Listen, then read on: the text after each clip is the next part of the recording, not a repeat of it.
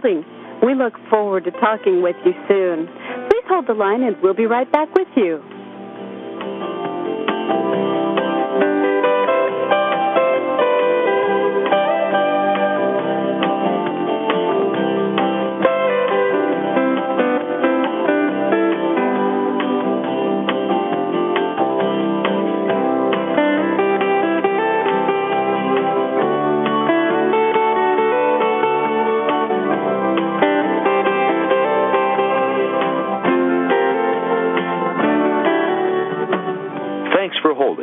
We appreciate your time and patience.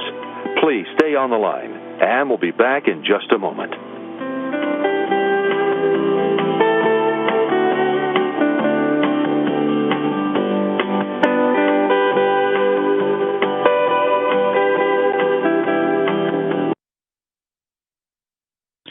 Good day, ladies and gentlemen. Once again, thank you for joining the conference. Your conference will begin at approximately 6 p.m.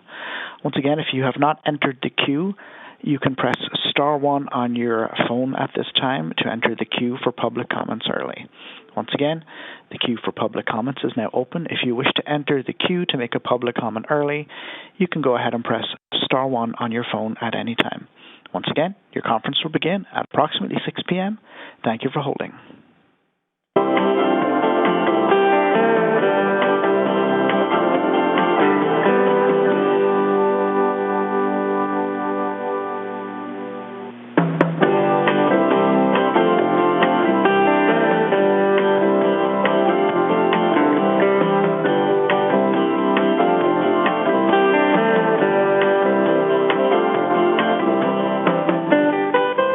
For holding.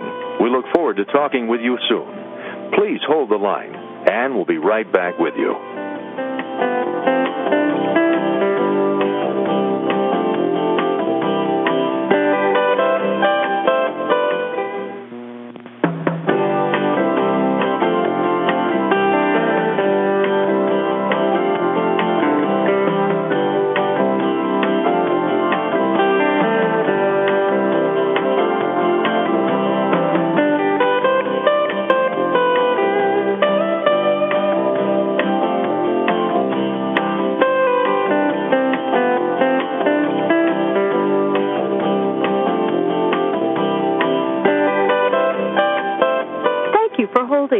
We look forward to talking with you soon. Please hold the line and we'll be right back with you.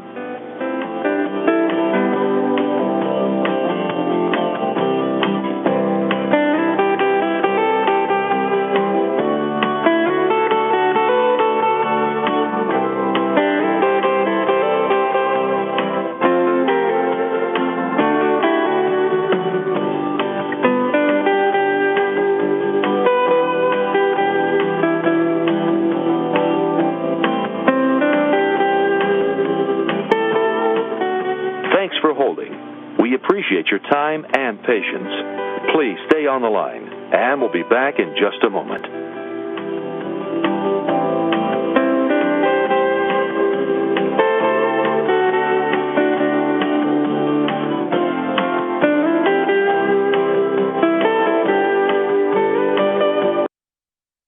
Thanks for holding. We appreciate your time and patience.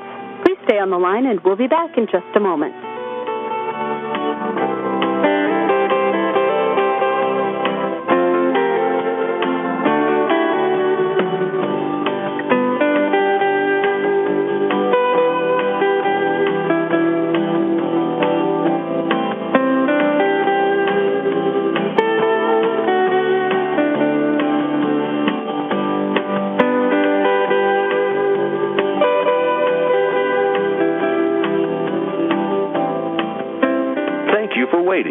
Your patience is appreciated.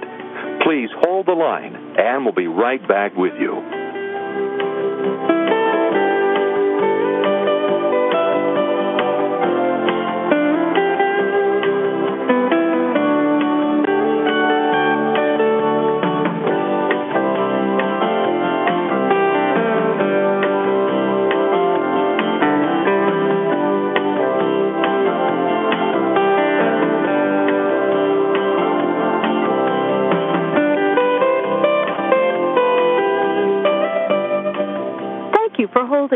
We look forward to talking with you soon. Please hold the line and we'll be right back with you.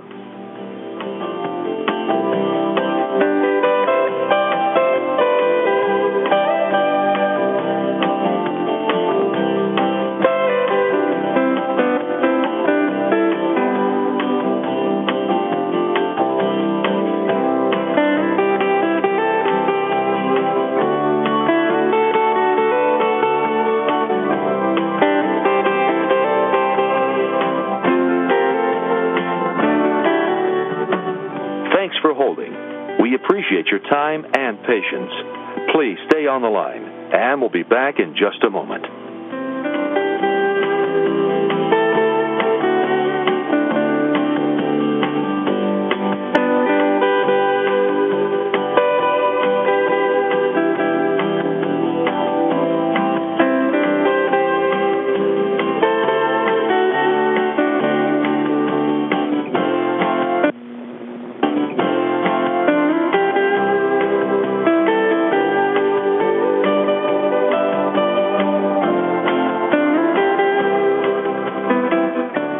For holding.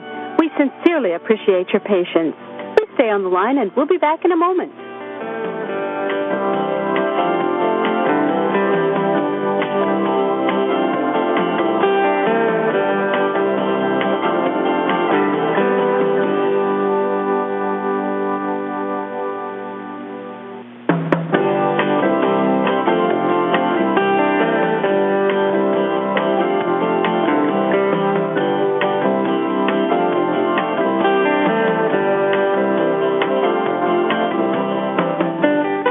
Thank you for holding. We look forward to talking with you soon. Please hold the line, and we'll be right back with you.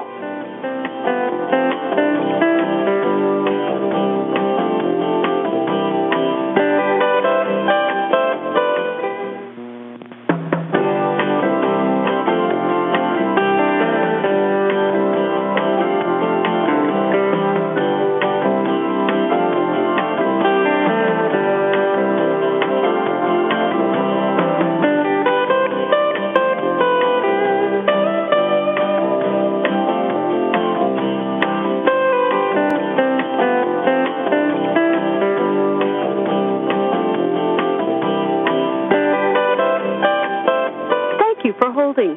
We look forward to talking with you soon. Please hold the line and we'll be right back with you.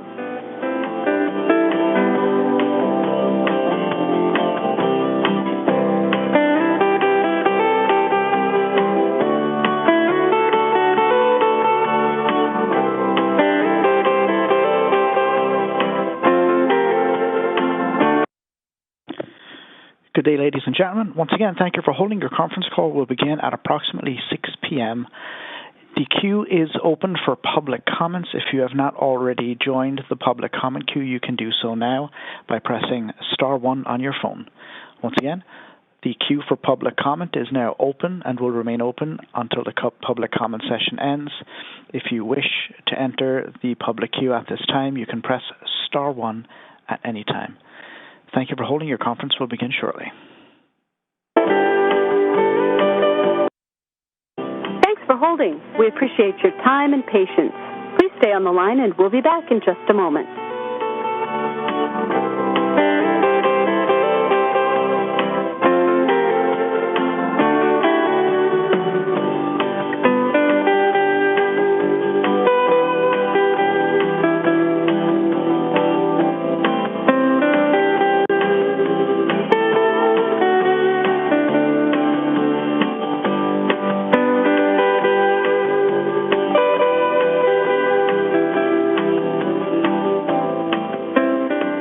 Waiting. Your patience is appreciated. Please hold the line, and we'll be right back with you.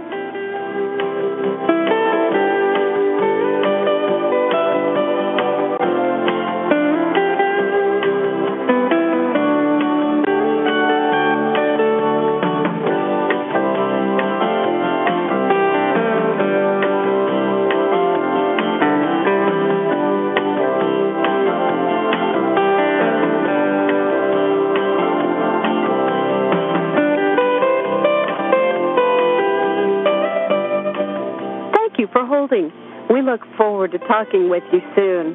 Please hold the line and we'll be right back with you.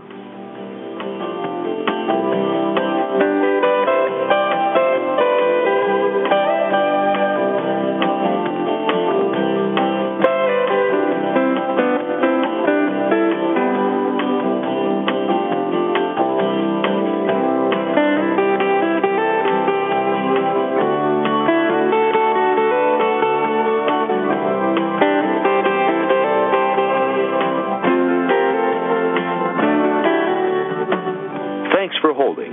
We appreciate your time and patience. Please stay on the line, and we'll be back in just a moment.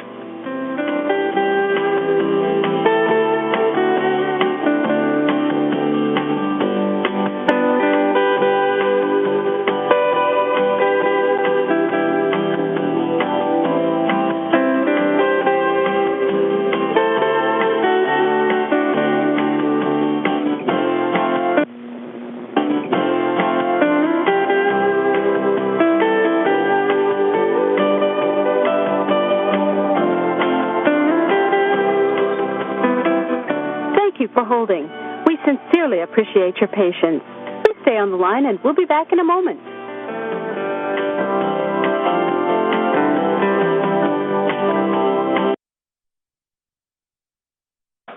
Good evening.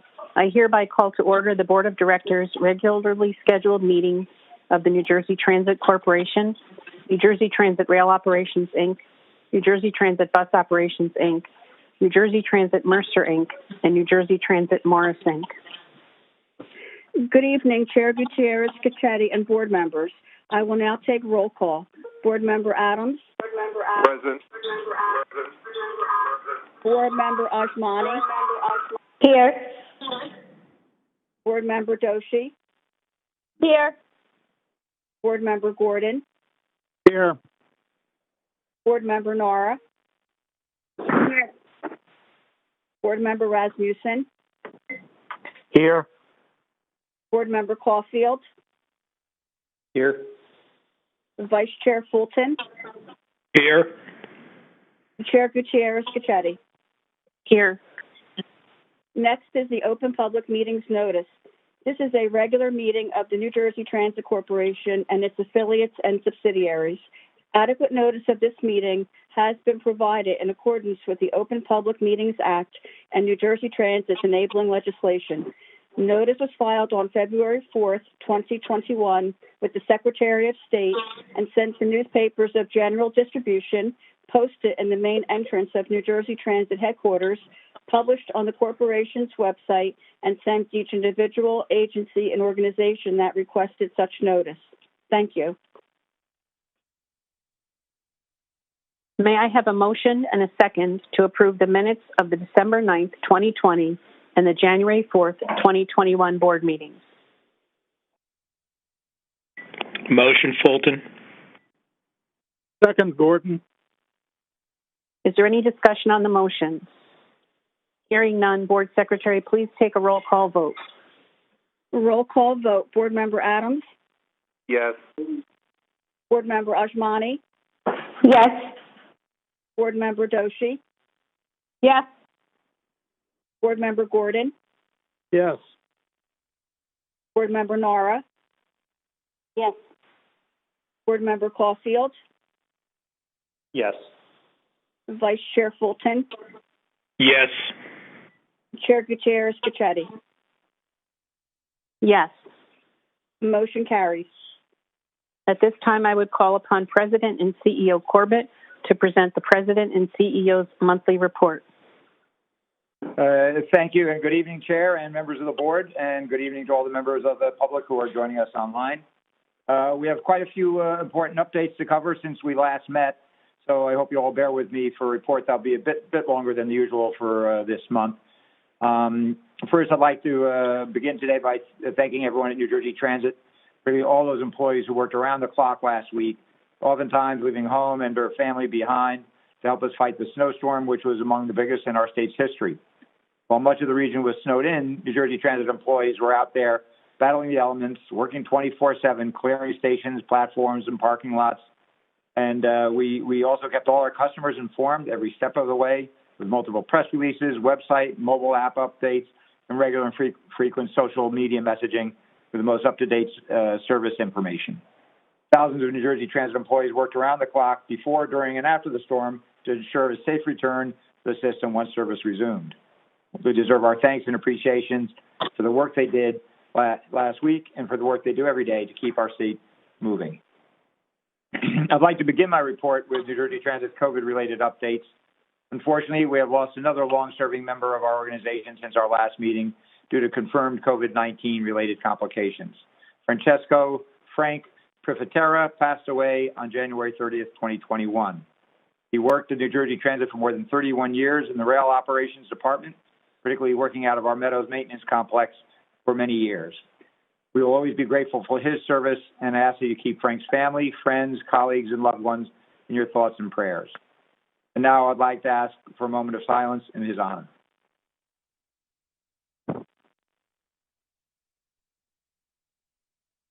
Thank you. In terms of ridership, we have not seen a significant movement since my last report to the board in December. Rail ridership remains at approximately 20 to 25% from pre-COVID levels system-wide. Bus ridership continues to hold steady at around 50% from pre-COVID levels, with significant greater gains on our intrastate service compared to our New York service. Overall, light rail ridership remains at approximately 50 to 55% of pre-COVID levels as well. Transit ridership globally remains far below pre-pandemic levels, and although we are encouraged and grateful for the passage of the Corona Response Relief Supplemental Appropriations Act, known as CRRSA, which will send a second round of federal relief funding to New Jersey Transit. While the final dollar amounts is still being finalized, preliminarily we anticipate that CRRSA funding will allow us to maintain current service levels through fiscal year 2022 as ridership gradually returns. We will update the board with more information on CRRSA funding as it becomes available. Related to COVID, we were working in many ways right now to encourage customers to come back to transit and to model safe behavior. One is through our participation in the region-wide Mask Force initiative. On January 27th, we held our second Mask Force distribution effort where employees throughout our organization volunteered at several stations and onboard vehicles. To date, we have distributed more than 13,000 masks through Mask Force and more than 41,000 overall. The next Mask Force deployment is scheduled for February 25th. In a separate effort to boost ridership and better accommodate the needs of our customers, New Jersey Transit on Monday introduced a pilot ticketing option called FlexPass. This creative new fare option allows for more flexible travel options to better accommodate our customers' current commuting patterns. Customers using FlexPass receive 20 one-way tickets at a 20% discount off the one-way fare and are valid for 30 days from the date of purchase. FlexPass tickets are valid on bus, rail, and light rail and are available for purchase only through the New Jersey Transit mobile app during the pilot. We're making this option available to our customers who may find that their traditional monthly, weekly, and 10-trip tickets are not economically optimal based on their current commuting frequency. FlexPass represents yet another way we're working to be as responsive as possible to the ever-evolving changes taking place in our ridership in our region right now. Not only doing this to build and restore customer confidence in our system through aggressively cleaning and disinfection, but also to make transit as attractive as possible to get our customers riding again as soon as possible. For more information on FlexPass, please visit njtransit.com/FlexPass. As some of you may remember, before the pandemic struck, my focus at New Jersey Transit was back to basics with three key elements: people, technology, and infrastructure. Today, despite the challenges of responding to COVID-19 pandemic, this focus continues as demonstrated by many of the developments in these areas since our last board meeting. I'll start with people.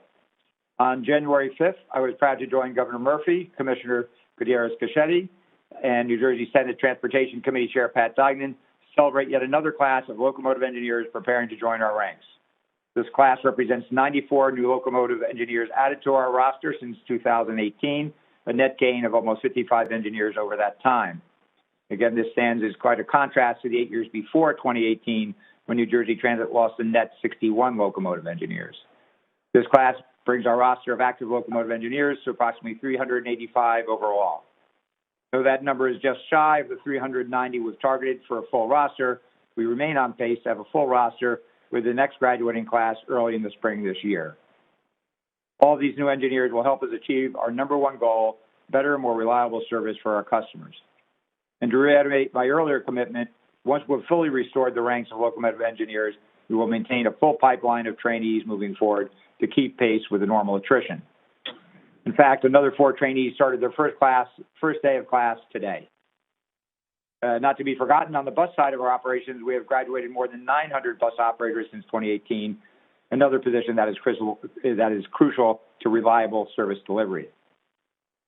As we recruit and hire employees on an unprecedented scale, we are working diligently to foster a diverse and inclusive working environment at New Jersey Transit. Toward that end, this month, New Jersey Transit recognizes Black History Month, a time for us all to reflect on and to celebrate many accomplishments and contributions made by Black people throughout history. While not underestimating the distance we must travel on the road to realizing racial equality, I am encouraged by the work I see us doing as a state and as an agency to move us forward. The recent launch of our Diversity and Inclusion Initiative, and with it, our Black and African American Company Employee Resource Group pilot program, demonstrates our commitment to becoming a more inclusive organization where every employee can realize success and every customer and community member can feel welcomed when it comes to using the services we provide. We're planning to introduce additional company employee resource groups as well to facilitate broader inclusion of our employee base, including groups for women, Hispanic, Asian Americans, and others. New Jersey Transit is one of the most diverse states in the nation, and New Jersey is one of the most diverse states in the nation, and I'm extremely proud of the fact that New Jersey Transit, with its roughly 12,000 employees, reflects that as one of the most diverse organizations in the state. As we continue our focus on people, we also continue to leverage technology to protect our customers' employees, improve the customer experience, and more generally to make our system easier to use. For example, last month we received a $600,000 federal grant from the U.S. Department of Transportation that will enable us to use artificial intelligence and video analytics to study customer flow and identify opportunities to improve mass compliance and other metrics in response to the COVID-19 pandemic. Through this grant, we'll use heat mapping and software to analyze capacity and mass compliance to provide invaluable data, all of which is anonymous and used in the aggregate, and so there's no individual facial recognition aspects to that will improve our ability to identify trends in ridership patterns and deploy resources where they're most needed. The goal of the pilot is to analyze the effectiveness of the technology to determine if it can be expanded throughout our system to create the safest possible travel environment for our customers and employees. Throughout the duration of the pilot, Riverline customers will also have access to real-time, reliable crowd data available through the New Jersey Transit mobile app. The app will provide Riverline customers with information similar to what bus and rail customers have access to in the How Full Is My Ride mobile app feature, allowing them to make more informed travel decisions.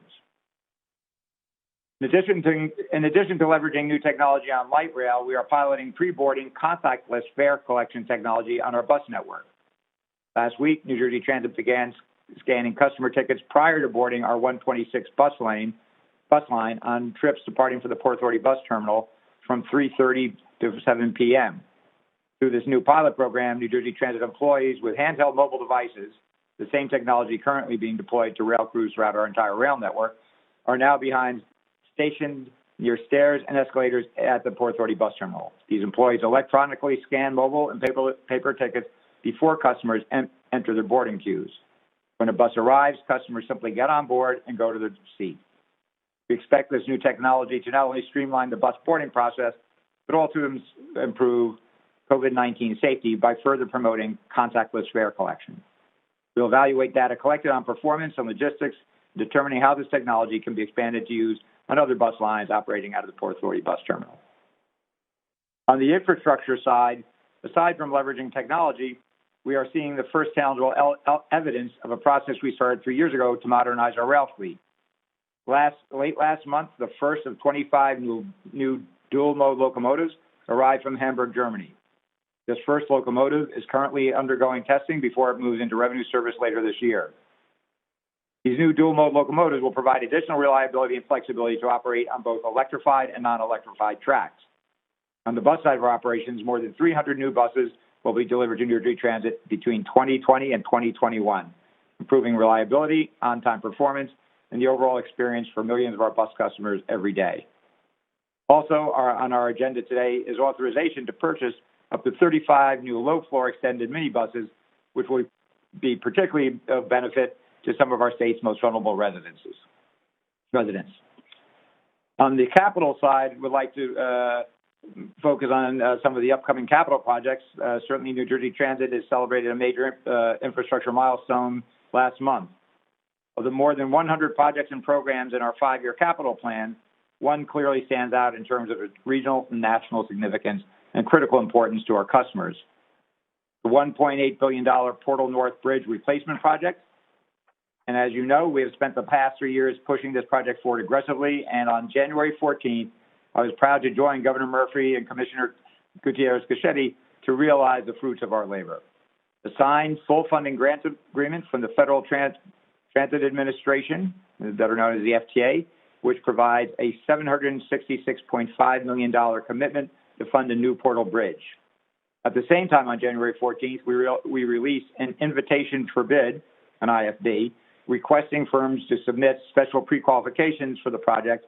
And last week, we held a special pre-qualification questionnaire conference for interested contractors.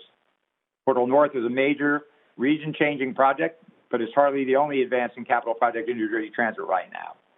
New Jersey Transit is currently advancing more than $4 billion in capital projects, including the Portal North Bridge. We are proud that while many transit agencies across the country have scaled back or even suspended their capital plans and projects, New Jersey Transit has been aggressively advancing capital projects throughout our system. In addition to the customer experience benefits, these capital projects will be integral to the state's economic recovery as we come out of the pandemic, creating thousands of jobs and generating billions of dollars in economic activity throughout New Jersey. And I'm sure you all know by now, New Jersey Transit celebrated another key milestone in both infrastructure and technology on December 18th, successful certification of our Positive Train Control project. PTC is now fully operational and revenue service on all our rail lines. Once again, I want to thank all of our employees, our contractors, transit partners, and of course our customers for the continued patience and understanding over the last 2 years as we work to install this critical safety enhancement. Aside from these current initiatives, we're also looking ahead to the future. In this context, on January 25th, we launched New Bus Newark, a key new initiative to redesign our bus network for the greater Newark area. The centerpiece of this project will be a deep engagement with customers and the community. We've already introduced a customer survey and an informational website, both available at njtransit.com/newbus, and held our first of many planned meetings with regional stakeholders. The initiative will include a detailed performance analysis of the area's 38 local bus routes, assessing the current transit market, including where people live and work and how they travel.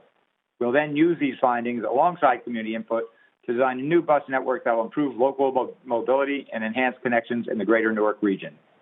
Ultimately, we think this initiative will help Newark meet the evolving demands of its residences, businesses, and employers while supporting and even creating economic growth.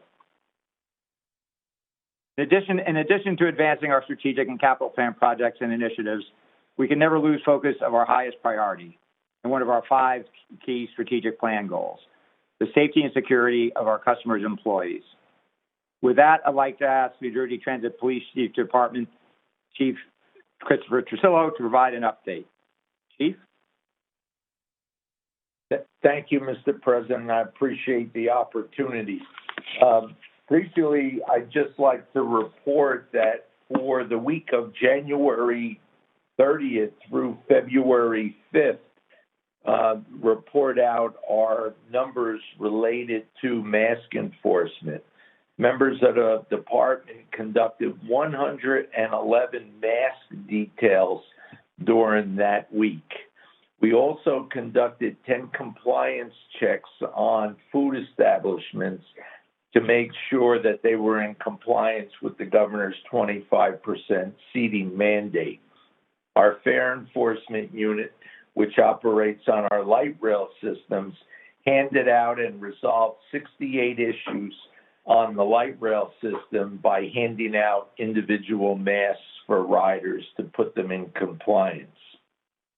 We had 20 calls for service related to mask issues during that particular week, and I'm happy to report that no enforcement action in terms of summonses were required at that time. Concerning the masks, you may have heard on the news that the TSA, following the president's signing an executive order that promoted COVID safety on January 21st, the TSA issued a security directive for surface transportation. While security directives are common in the aviation industry, they're rare in surface transportation. The last one was issued in 2005 after the Madrid bombing, subway bombings. Basically, we're in a good position because the federal mandate from TSA follows what we've already been doing for quite a number of months now in terms of the governor's executive orders. It mirrors what our state has been doing. And I was on a number of calls nationally with TSA, with transit agencies across the country to brief us out on the directive. And the basic major requirement is that people, unless they have a medical condition, have to wear a face covering. And the operator, in this case, New Jersey Transit, is required to make notification to their customers of that requirement. And as you all know, New Jersey Transit has been doing that quite robustly since the pandemic has started. In terms of operationally, the president mentioned the snowstorm that we recently had. The Office of Emergency Management worked to prepare the agency and all of our business lines by making them aware of what to expect, by coordinating and facilitating a number of calls and meetings internally. So we were all on the same page, and we all had the same communication with how we were going to handle the event. In terms of the police department, we've been dealing, as you know, with this frigid weather we've been having, and we've been putting a particular emphasis on trying to get at-risk folks who need shelter into shelters and other code blue warming centers on the overnights and when it's gotten particularly cold. And our outreach officers who we have assigned to every district that where we operate in our urban areas have been very aggressively working with local communities and social service agencies to accomplish that task. Year to date, we've also responded to 11 cases where we had a person with an overdose. I'm happy to report that in 10 of those 11 cases, New Jersey Transit police officers were able to administer Narcan, an antidote for an overdose caused by opium. And they were able to save 10 of the 11 people. And finally, members of the board, I'd like to just highlight a particular arrest that was made on January 23rd. Back on March 6th, right before the pandemic began, actually it was the first day that New Jersey had a reported case of COVID. Well, on that particular day in the evening, we had an unprovoked vicious assault on a passenger who was leaving the terminal. And this particular actor, for no apparent reason, just turned around and sucker punched this gentleman and dropped him to the ground, caused an injury. He required hospitalization. And this particular actor, we could not find. As a matter of fact, 4 months ago, We worked with the Attorney General's office to see if we can get a reward put out, and we did, and still we had no luck. But on January 23rd, one of our officers happened to be walking through the bus lanes in Penn Station. And remember, this is a full 10 and a half months after this event, and with all that has gone on. And he spotted somebody that he thought looked like this individual.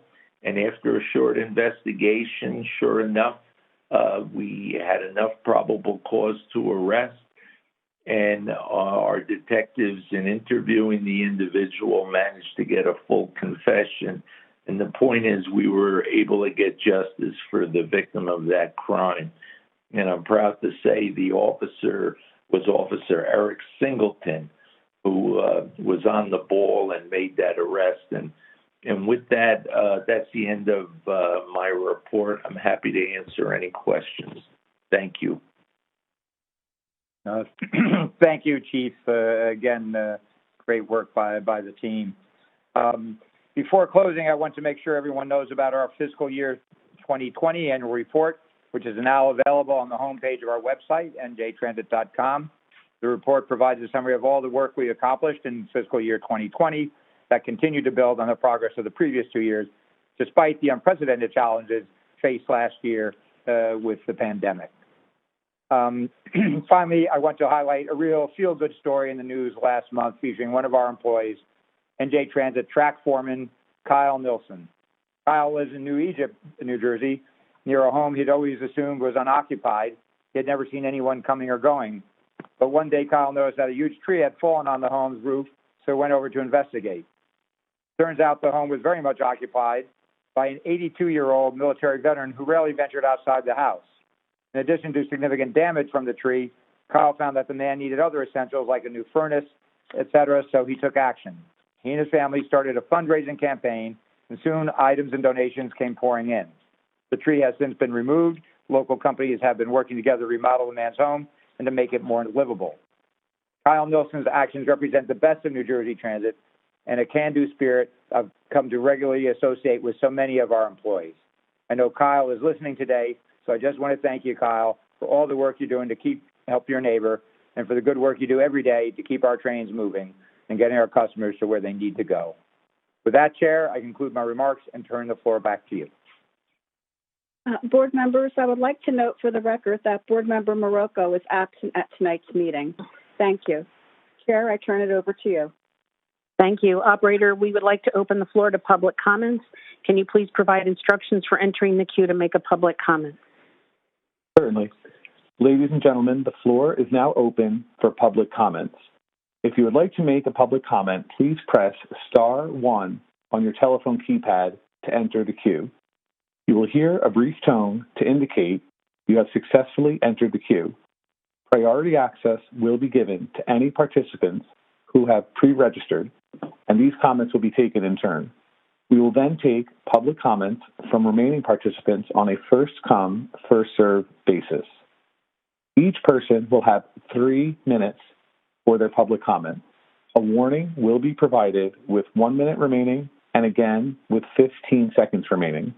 Once again, please press *1 on your telephone keypad now to enter the queue to make a public comment. There are currently 11 speakers in queue for public comment at this time, and the first public comment is coming from Raphael Wakefield. Raphael, your line is live, and your time will begin now. Hi, yeah. Can you hear me? Yes, we can. Great, yeah. All right, I'll be real quick. Regarding this AI-driven mass detection system on the River Line, you know, it seems like this agency is determined to do anything and everything other than make transit run reliably. There are always going to be a certain number of antisocial people on transit, as there are indoors in every public space. I'm not an expert on mask enforcement, but it probably doesn't help that Newark Penn Station, for example, has been a homeless shelter for decades. If you want to not expose people to coronavirus, which I'm very much in favor of doing, then you want transit to run faster. Clean up the traffic signals on the light rails so that they get transit priority. focus on replacing our obsolete cars with electric multiple units, not more diesel or dual mode cars. Get high platforms across the system. In other words, make it a modern European or Japanese standard system rather than patching up the faults every which way, or it will just never, it's in New Jersey Transit's been struggling to get back to basically an okay commuter system, what it should be, a all-day, year-round, reliable regional transit system. Thank you. I yield my time. Thank you. The next public comment is coming from Murray Bowden. Murray, your line is live, and your time will begin now. Good evening, everyone. I'm used to standing in front of you and looking around a room and seeing all your faces of my friends, and I have a lot of friends in that room. Okay, I look pretty much the same. This is an unusual experience for me. I'm able to do this now because my hearing aids go through the telephone, which I didn't have before. It's an unusual time we live in. I've been watching the television. It's time for the so-called experts who've been around for too long to leave the stage and let the younger people take over. It's my grandson's generation. I've been talking about my grandchildren for years and years and years. It's their turn.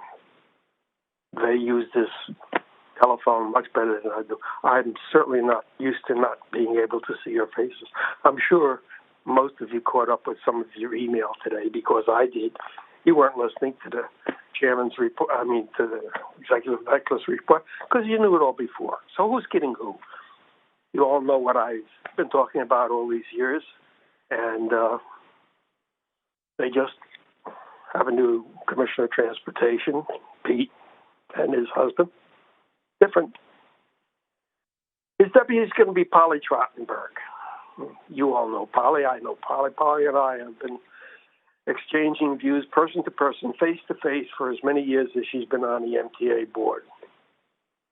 Now, Polly and I, over the years, have disagreed on things, but we've both learned that this is a new world and we do things differently. I certainly do things differently, and I'm sure Polly does. Over the last 2 weeks, I spent with the traffic engineers in their national convention.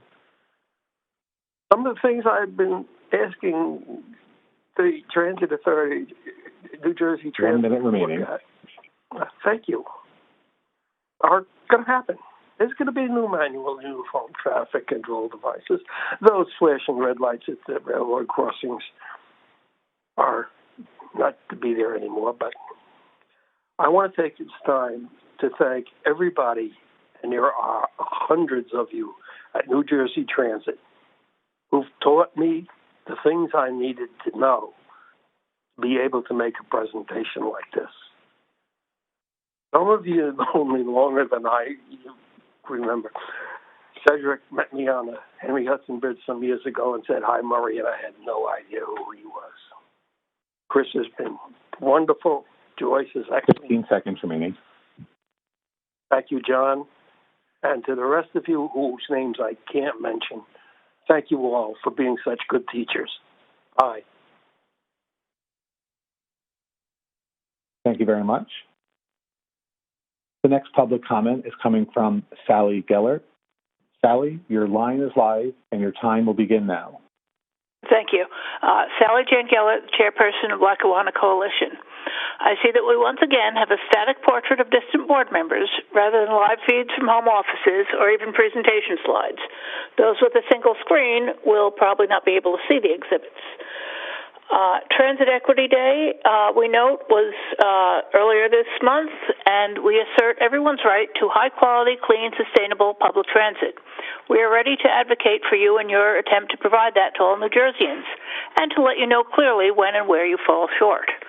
More consistent and frequent service is critical for those who want to use public transit, particularly essential workers who are often persons of color and work different shifts. The system currently doesn't serve shift workers well. Closing service gaps outside the 9 to 5 commuting schedule should be a priority. One of the best tools for leveling the playing field is a transit system that masters the basics of serving lots of people on lots of trips for a low unit cost. That brings us to the FlexPass. We believe that non-commuting discretionary riders will become ever more critical to New Jersey Transit, and thus all passengers should have equal access to discounts based solely on volume purchase or time of travel. We have long advocated bringing back an off-peak fare, as that service costs you less to run than peak service. We would prefer a non-expiring off-peak fare, unlike this new FlexPass with its 30-day limit that cannot be paused. Worse, it is available only on the most recent version of your app, so not to every rider. This system gives an inappropriate advantage to certain elite riders who have the newest technology. As our colleague Robert Hale points out, including in the FlexPass at least one, even two, free transfers to another mode, as apparently is standard on the standard monthly pass now, would be a major advantage, particularly for communities located away from rail or near stations that many suburban trains skip. Including at least one bus zone at the start or end of a rail trip would allow more riders to leave their cars at home.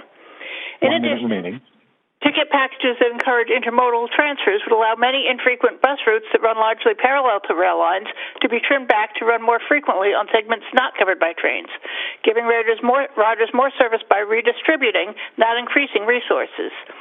We're glad to see the purchase of low-floor minivans. Are they hybrid, all-electric, gas, or diesel?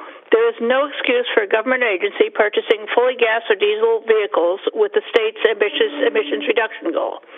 This is especially true for use in high-traffic, congested areas. We're pleased that the application for an air quality permit was pulled, but we note the request for qualifications has not been changed. We wonder whether the application will simply be reintroduced after the election when proposals are submitted. Please adjust this project to protect the environmental justice communities, and absolutely no to the high-tech mass AI process. We don't need anything that even closely resembles facial recognition. That is basically a surveillance mechanism. Just no. Thank you much. Thank you. The next public comment is coming from Matt Camper.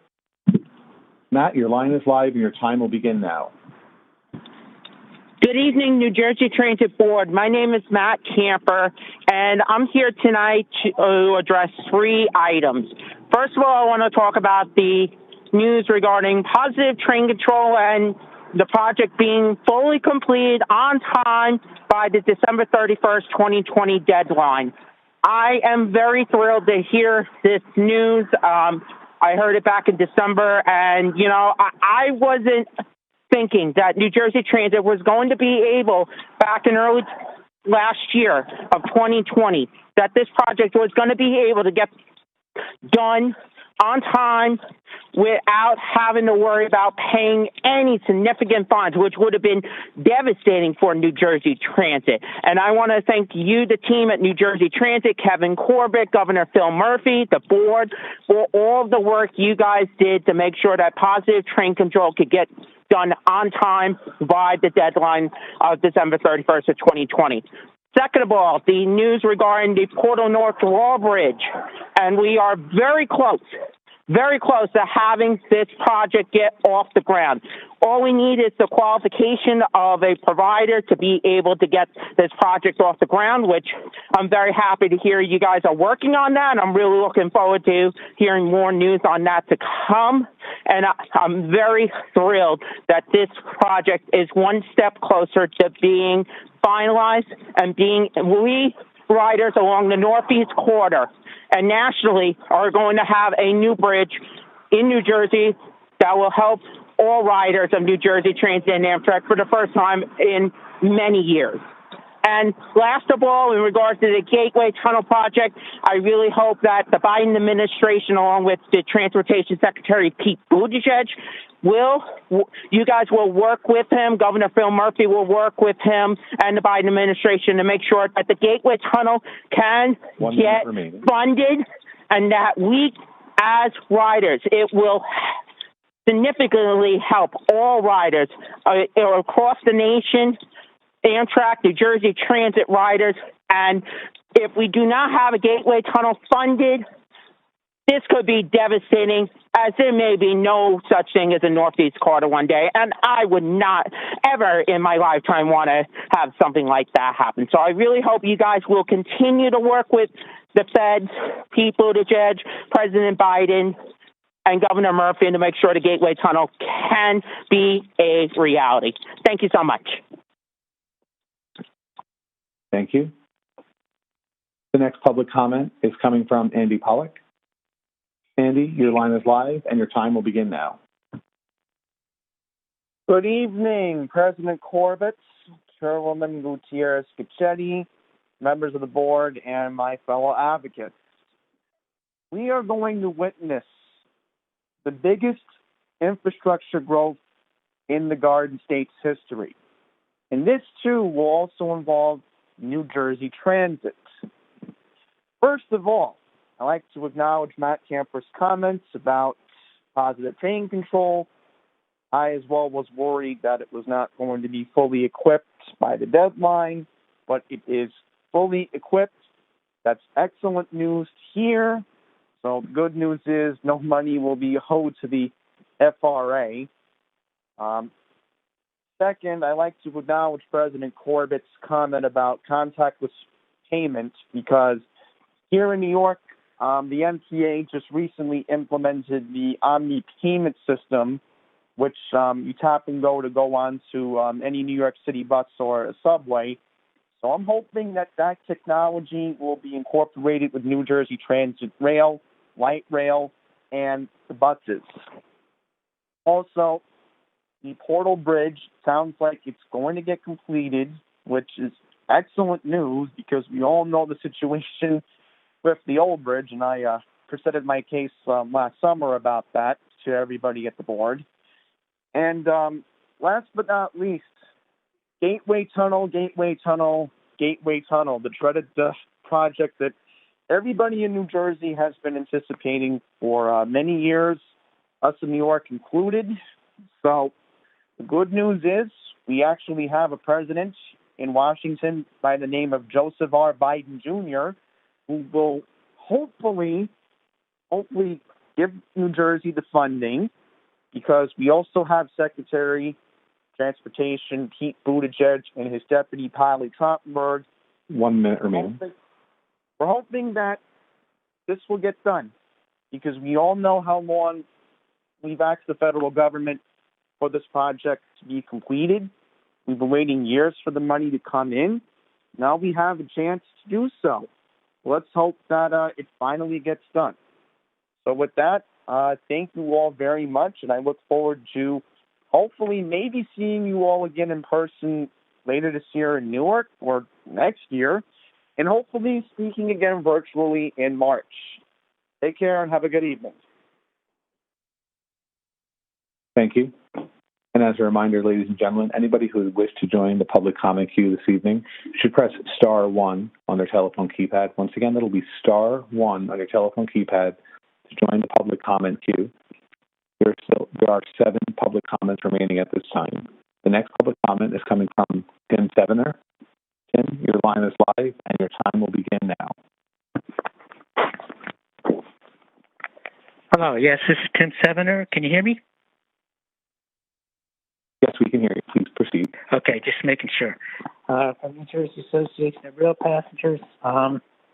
First, I'd like to commend New Jersey Transit and Governor Murphy for trying the air permit for the natural gas plant in the Meadowlands proposed for the New Jersey Transit grid to instead go seriously with solar renewable option.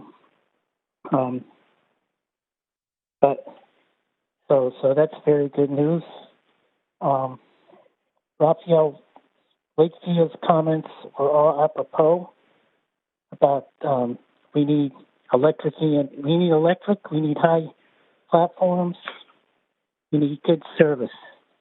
The other thing is, I saw a presentation earlier that the long-planned Hawthorne to Hackensack rail connection. In this presentation, there were 3 surveys about bus rapid transit. We do not need bus rapid transit. We have existing rail. And the thing is, overhead electric rail, as documented years ago by Gilbert and Mandel in Transportation Revolutions, is more efficient because 37% loss in recharging batteries and also the weight of batteries. They said grid-connected vehicles include electric trains, trolleys, and streetcars, and they draw their electricity directly from the grid through rails or overhead wires.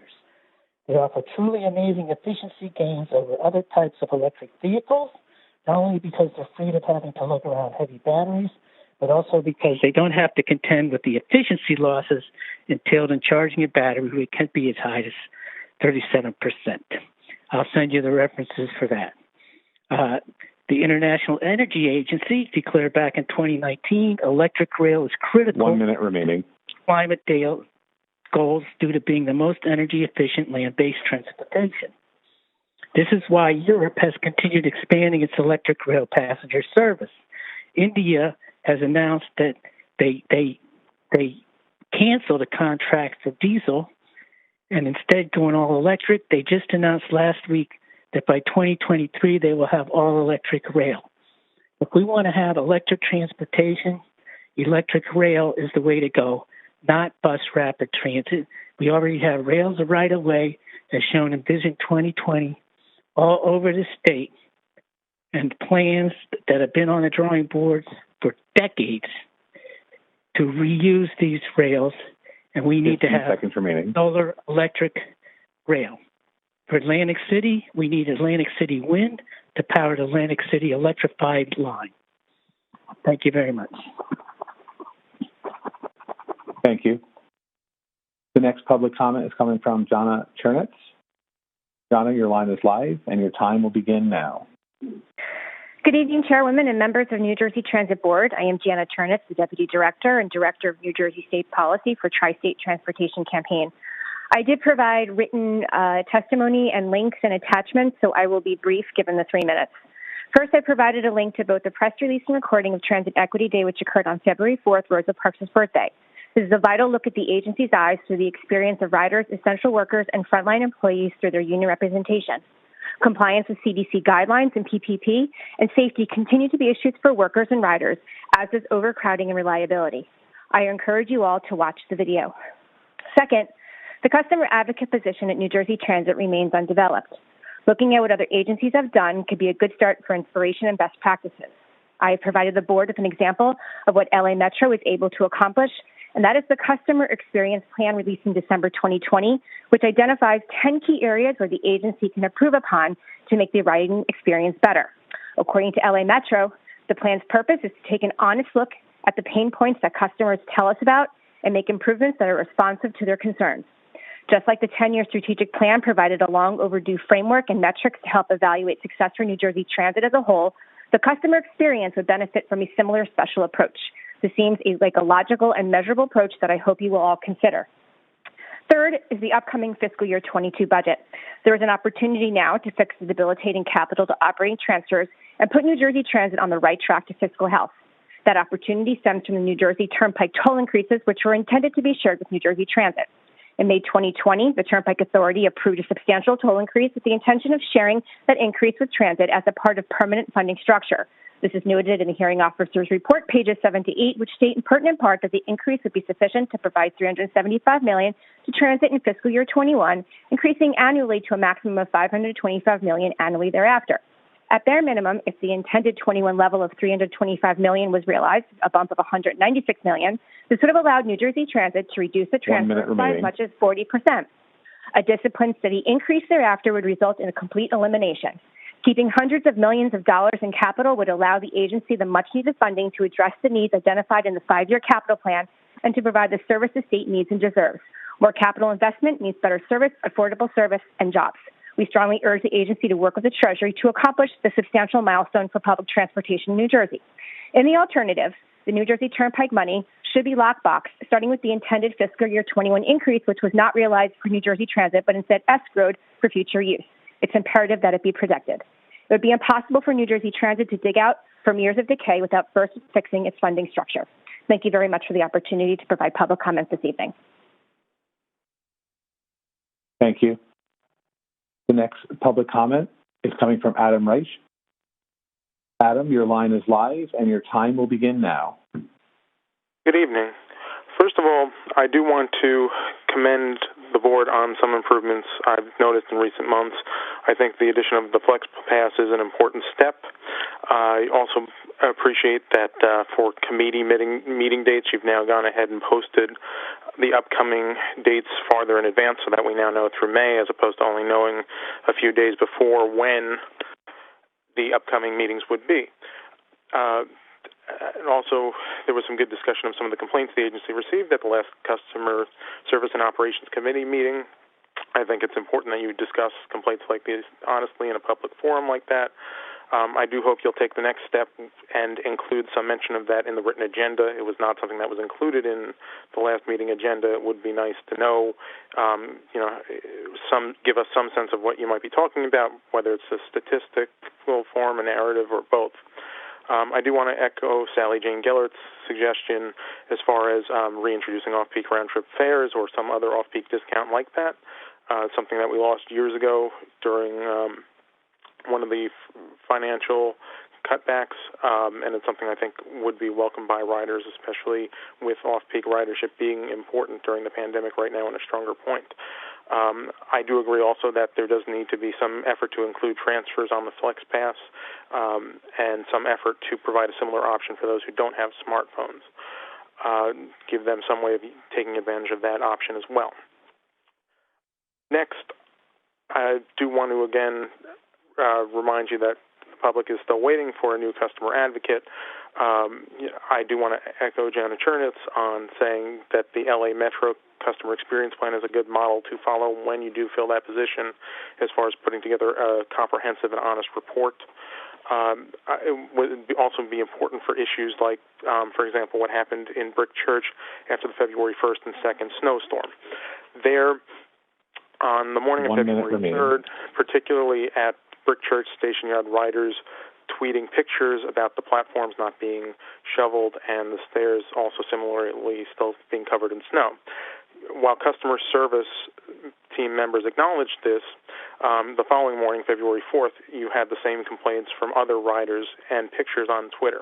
I'm not sure whether there was an issue in communication or resources, but to me it's completely unacceptable that after a customer service team acknowledges this and ostensibly forwards it to the stations team on February 3rd, that a station like this with so many transit-dependent riders is in that sort of shape the following day. As Chief Trissillo, I do appreciate the efforts the New Jersey is making on the mask compliance efforts. I would note that if one spends any reasonable amount of time at a station like Metuchen, especially during a weekend period, you'll find people not only not complying with the mask mandate necessarily, but also smoking. And I would ask also that you work with Amtrak to review the recent series of New Jersey trespasser strikes on the Northeast Corridor and see if there are time has expired. Thank you for your comment. The next public comment is coming from William Ritzler. William, your line is live and your time will begin now. Thank you very much. Good evening to the board and staff of New Jersey Transit. My comment actually starts off with an inquiry, and specifically it relates to the Gloucester-Camden line in southern New Jersey. So the draft environmental impact statement public feedback portion has closed. The review is ongoing at this point, and at least one online media reports that the final EIS will be released in short order. At one point, there was a real concern about who was going to serve as the lead agency, and I don't know exactly who I'm speaking with would be the most appropriate individual to answer the question. But I'm wondering if New Jersey Transit has officially, as of on record, become the agency as the lead agency for the project at this point. My other questions would be, if not, is it within the realm of possibility? And also, if there's a time frame for when that might be the case, if it is possible. I'd also offer counsel to the staff. In 1996, when the Camden-Gloucester corridor was being considered seriously the last time around, the public outreach portion or effort, primarily under the directive of what was then the New Jersey Transit Office of New Rail Construction, did much to inflame opposition and alienate public officials. So I would ask that staff consider the actions that occurred at that point and modify the effort in the future as it goes forward to make sure that there is a more inclusive and approachable outreach effort made by the organization. Thank you. 1 minute remaining. Thank you. Thank you very much. Thank you. The next public comment is coming from David Allen. David, your line is live and your time will begin now. Yes, thank you. Good evening. I am David Peter Allen, appearing in my personal capacity tonight. 2 months ago, when I retired as chair of the Lackawanna Coalition, I did not expect to make any more statements here. Still, I feel compelled by the circumstances that many of New Jersey Transit riders now face to make a suggestion. If you implement it, there will be a significant benefit to the health of your riders as well as to NJ Transit's reputation, along with some extra revenue as well. We all know that the rollout of the COVID-19 vaccines has been troublesome in many ways, but one of the worst is that it is very difficult for those of us who depend on transit for all of our mobility to get to the established vaccination sites. I have seen the list of sites in New Jersey and have noticed that some of them are not transit accessible at all and others only with difficulty. This situation could discourage many of us who need our shots from going to the trouble to get them. There is a way that NJ Transit can help. There is plenty of room at some of your facilities to establish vaccination and testing centers there. The Secaucus Junction station is a case in point. It connects every rail line in North and Central Jersey. It has bus bays, too, and there is plenty of space for administering the tests and the shots, and also for whatever administration is needed. There are other places where New Jersey Transit could establish transit-accessible vaccination and testing shot sites, too, such as the Atlantic City Rail Station and at Newark Penn Station or Trenton with Amtrak's cooperation. I have introduced this concept at the national level with an article headlined "A Shot in the Arm for Transit," which now appears on the Railway Age website, railwayage.com. I have also proposed this initiative to the American Public Transportation Association, APTA, and to the Community Transportation Association of America, CTAA. The health of hundreds of thousands of New Jerseyans who depend on access to vaccination sites on transit, and so could some of their lives. It would be an easy matter for NJ Transit to work with the State Department of Health and other authorities to establish these transit-accessible vaccination and testing sites. We who depend on the transit you allow us to have come from every demographic segment, but many of us are seniors, have disabilities, or are persons of color. All of us need and deserve to be vaccinated against the virus, at least as much as motorists do, and as it continues to ravage the communities where we live. I look forward to working with you to establish these sites and give us, your riders, and New Jersey Transit itself, a much-needed shot in the arm. Thank you. Thank you very much. There are 3 public comments remaining at this time, and once again, ladies and gentlemen, anybody who wishes to enter the queue may press *1 on your telephone keypad. The next public comment is coming from Ciro Scalera. Ciro, your line is live, and your time will begin now. Good evening. My name is Ciro Scalera, and I am Director of Public Relations for the New Jersey Laborers Union, representing over 25,000 laborers in New Jersey and our signatory contractors. We work statewide with numerous stakeholders to promote investment in economic development, transportation, and utility infrastructure. I asked to speak tonight so that we could go on record with our strong support for the New Jersey Transit Grid Resilience Program generally, and specifically the GRID project, which proposes to build a traction power system microgrid in Kearney, New Jersey. We build roads, highways, and bridges with the members of our heavy and general construction locals. However, we recognize that a strong and resilient New Jersey Transit mass transit system is critical to our state's economy and our region. And we recognize that the multimodal transportation sector contributes over 40% of greenhouse gases in our state. We applaud the board by taking action in adding a committee to its structure and in its proposed plans, which has committed to integrate renewable and other zero-emission technologies into this microgrid facility. This proposal, when implemented, will not only provide dedicated and resilient power for several important New Jersey Transit rail lines in the future, but also result in almost 40,000 fewer cars on the road and nearly 200,000 tons of avoided greenhouse gases. And those were numbers before the commitment to the resiliency and renewable effort. We urge you to continue your implementation efforts for this project, and we stand ready to assist New Jersey Transit in any appropriate way as you seek to do this. Thank you very much. Thank you. The next public comment is coming from Zoe Baldwin. Zoe, your line is live and your time will begin now. Hi, thank you for the opportunity to testify today. My name is Zoe Baldwin, and I'm the Director of Government Affairs for the Utility and Transportation Contractors Association. On behalf of our 1,000-plus members who build and maintain New Jersey's infrastructure, we would just like to congratulate NJ Transit for doing the yeoman's work and your continued efforts to bring the system and the agency back to a state of good repair. We were very glad to hear the news on positive train control, to see more capital construction projects in the pipeline, including the microgrid project. That said, we're keenly aware of the dire financial situation that caused by COVID-19 outbreak and hope that both the state and the federal governments will come through with the additional funding necessary to keep this positive trajectory.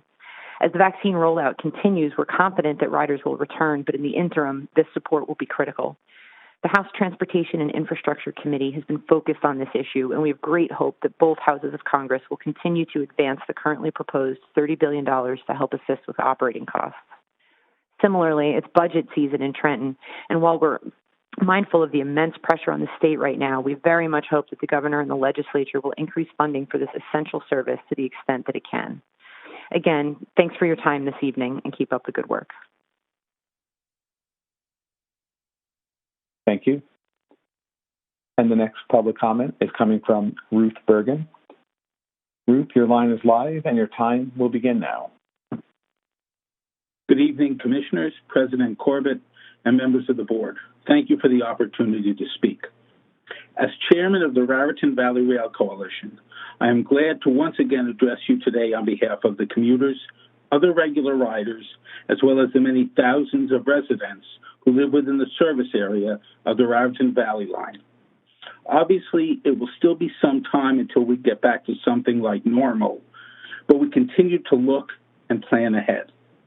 I have missed your last couple of meetings due to schedule conflicts, but I am very pleased to acknowledge, albeit belatedly, the approval by the FRA of Transit's completed positive train control system. This is a critical step forward for the entire system, both by way of compliance with federal law and by way of making the system safer for all riders. With the change of administration in Washington, Raritan Valley Line passengers and all New Jersey rail customers can finally look forward to new progress on the Gateway project, which ultimately will assist the coalition in reaching our primary goal of expanded and equitable rush hour direct service to Manhattan. As noted by President Corbett, we look forward, along with many others, to moving full speed ahead with the Portal North Bridge portion of the Gateway project. And the RVRC continues to join with the Regional Plan Association and other policy and advocacy groups to urge the speedy approval and commencement of work on the tunnel portion as well. I'm also hopeful that the current federal administration will provide further funding to New Jersey Transit, along with other regional and nationwide mass transit agencies, to help them overcome the incalculable impact of the COVID-19 pandemic on ridership and budgets.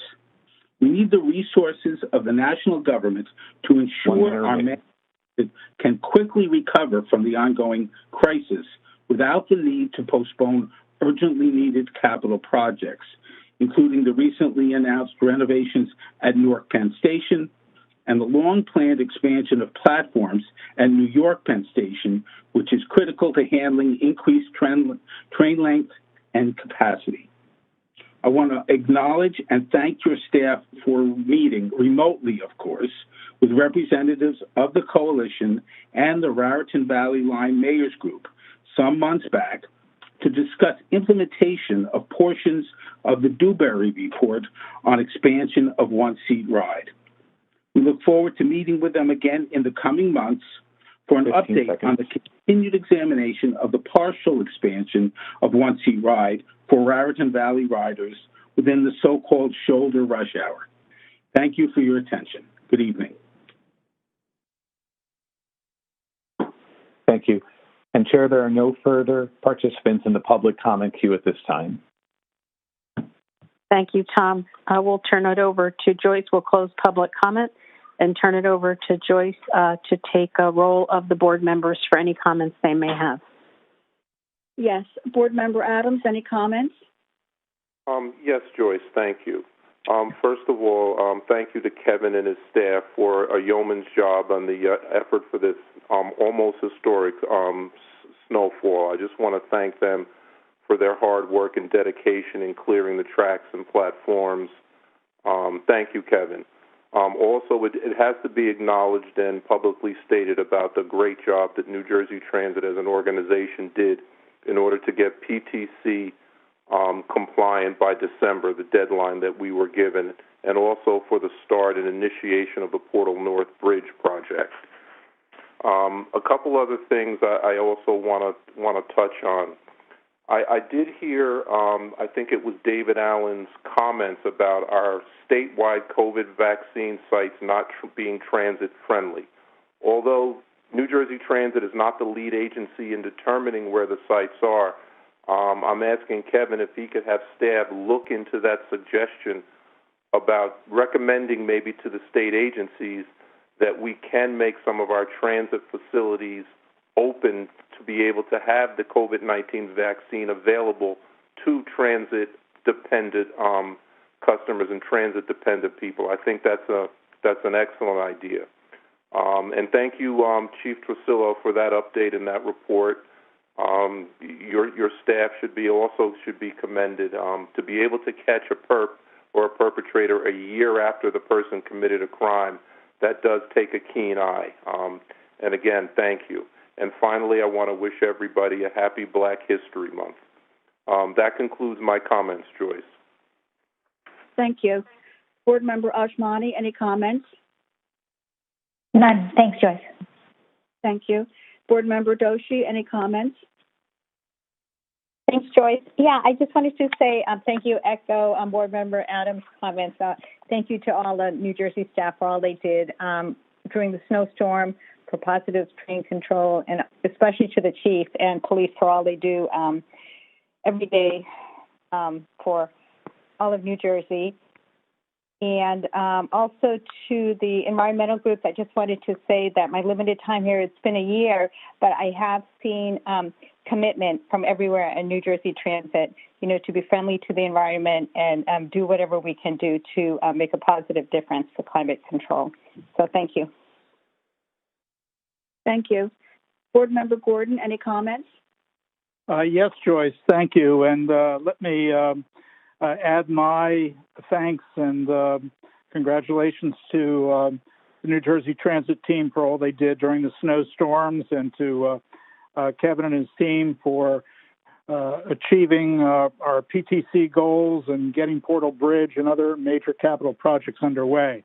I would like to respond to the comments made by Janet Chernitz on relating to customer service. Her comments remind me that we have not had a discussion about the customer advocate position for a couple of months, and I would hope that the board could get an update on the status of that effort to revise the job description if that's underway and filling that position. I was also intrigued by her comments about developing a customer service plan. And I was thinking that our development of a capital plan, the 5-year capital plan, I think we all recognize was a major accomplishment for this organization. And I think that there would be some value in developing a customer service plan. I think it's like a capital plan. A customer service plan could be a guide in improving the level of service, just simply measuring another dimension. I think the idea of trying to analyze where the pain points are, as she put it, and putting together a plan for resolving those would be a useful exercise for the new customer advocate when that person comes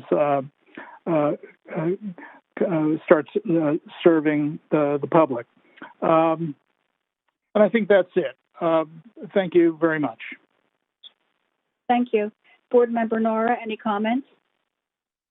Just briefly, Joyce, I'm going to echo everyone else's kudos to everyone at New Jersey Transit for the hard work during the storm and for positive train control. And several other board members have made comments on issues, and I'll leave it at that. But I did want to address something that was brought up by, I think, Ms. Geller and then Adam Rice, I think, related to FlexPath. And I will tell you that it hadn't occurred to me. It should have. But, more and more everybody's relying on technology, and I do hope we can talk about it, how we get things like FlexPath made available to people who don't have the kind of technology necessary. That resonated with me greatly. We have a lot of people who utilize public transportation in the state, and not everybody has access to the devices or Wi-Fi or anything else.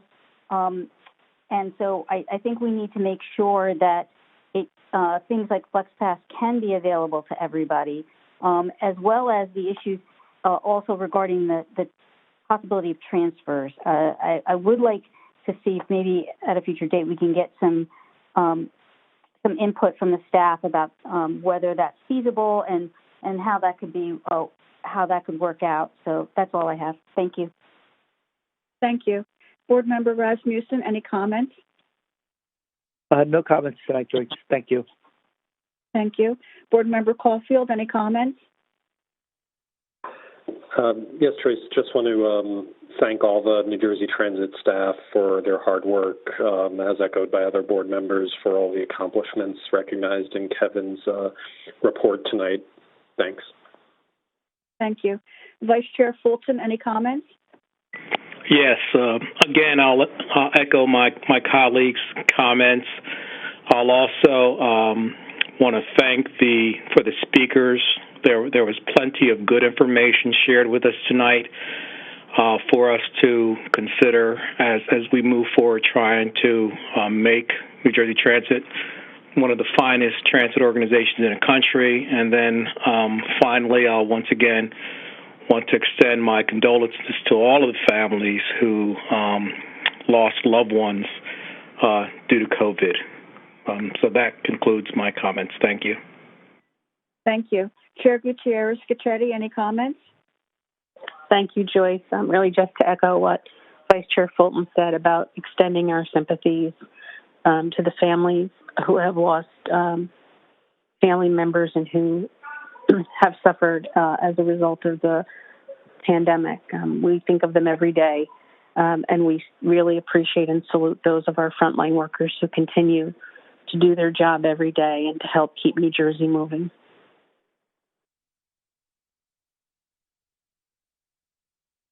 With that, we'll move to advisory committee reports. I'll call on Suzanne Mack to present the advisory committee report. Good evening, Commissioner. Can you hear me? Good evening. Sure can. Oh, I'm so happy. I'm not too good on my phone. I appreciate that. I appreciate the feedback that I'm on. Commissioner and members of the board and President Corbett, since this is our first meeting of the year, I just want to take a moment on behalf of both committees. I spent a good chunk of time today with the South Jersey Advisory Board discussing the fact that this was the first meeting, and they wanted me to express their thanks to all of you for everything that you have done. We had the most difficult year probably that we've ever had at New Jersey Transit, and to think that, I say this often, to think that we've been able to rise to the occasion and meet the challenges, and also that we've been able to keep things moving in spite of the pandemic. So all the board members tonight and all the members of the public that thanked you, I just want you to know that we are ditto on that we need to take time. If you think back to this time last year, we weren't thinking that this would be what would be happening and how it would turn our world upside down for the last year. So again, congratulations on being able to weather the storm, and hopefully this next year will bring us to a different place. With that in mind, I wanted to mention that we did not meet in January, but our advisory board, which is our joint meeting, was in December. And again, thanks to New Jersey staff for putting it together and continuing to keep us informed. Anna Marie Ganella Rosado, our chair of the South Jersey, in particular, said that she wanted to again thank the commissioner for the input on having virtual meetings. It's really made a big difference to our ability to be able to present the material and be kept in constant contact. So it was the commissioner's suggestion to us, and we really appreciate that. She wanted me to say that to you tonight again. So at our meeting, and I'll be brief because I know you have a long agenda, but we did have a wonderful presentation by Chief Torsillo, as other members thanked him for other things tonight. But we talked about a serious issue for us, the issue of homelessness. That issue has plagued New Jersey Transit, the balance between being humane to our homeless populations, and now we have these 5 offices who are assigned to Atlantic City, Camden, Trenton, Secaucus, Hoboken, and Newark, along with the fact that we are doing major renovations at Newark, and it's the approach. And I think David Peter Allen went to it also, that New Jersey Transit is a very humanistic organization who prides themselves not only on their customers but their employees, and so whether it's helping out with COVID or helping the homeless, I think you have to really realize that what you do from the top really means things on the ground and in these communities. Anna Marie also asked me to thank you about she said that there was a report that one of your buses was being siphoned off, that wasn't being used, I believe, in Camden to deliver food to the homeless during the pandemic. And again, she wanted me to thank you for taking that kind of humanistic approach to really what is going on in the world. The other thing, on a high note, we talked about the Atlantic City art installation. Christine Blanco, the manager of facility signage and transit arts, and it's so important. First of all, the art community during the pandemic has been really decimated by the lack of ability to even have exhibits, and therefore this partnership between New Jersey Transit and New Jersey New Jersey State Arts Council to use our facilities for public art exhibitions is really important. It shows real sensitivity to the ability to turn things back to normalcy, and we've always had a great relationship with the arts community, but to take the time to do this now is really so critically important. In terms of the meeting, and I'm going to be a little longer only because I'm reporting on the meeting, but we did have a legislative update, and we did have a government and community relations update. At the meeting, we did pass a resolution thanking the members of not only the board and you, Commissioner, but the staff, and especially the staff that supports us. And that resolution will not ready right now, but it'll be presented to you for our next meeting, signed by all the members. So I'll look forward to presenting that for the record. And now to the agenda tonight, we're really happy to see one of my favorites, the local community transportation program, because we are, again, moving forward, moving on, and buying new accessible low-floor minibuses. This issue has been very important to both North and South, the community transportation program. And we're also very supportive of the Trans-Hudson travel study that we've been going on and on about this. It wasn't this board's problem that we didn't move forward earlier, but due to what's going on now, I mean, I was here when 9/11 occurred, and I looked at with Jim Redeker at the ridership projections, and we are a transit agency providing transit to people, but where are they going to work? Everybody, large population is working from home, and so the job for the planners and the fiscal people is daunting to figure out where to go. And I believe that the approach the board has taken of just move forward, begin with the end in mind, begin that we're 5 years out, begin with a strategic plan. Where should we be? And you continue to move towards those, and that I believe is the right approach. And also, I think I would be remiss not to say that we're all anxiously looking at what's happening in Washington. We've had a change in administrations, and we are all very interested in how the new President Biden's infrastructure program in particular and his response to transit will be. And I think he signaled that by his new transportation secretary, which I think we were all made very well aware of during the campaign. So we have cause to be hopeful, and we certainly cannot thank you enough for all of your efforts, individual efforts. And I personally thank you for mentioning how much the loss of family members, because as you know, I lost a family member during this, but I lost a lot of other family members who were my family members who were part of New Jersey Transit.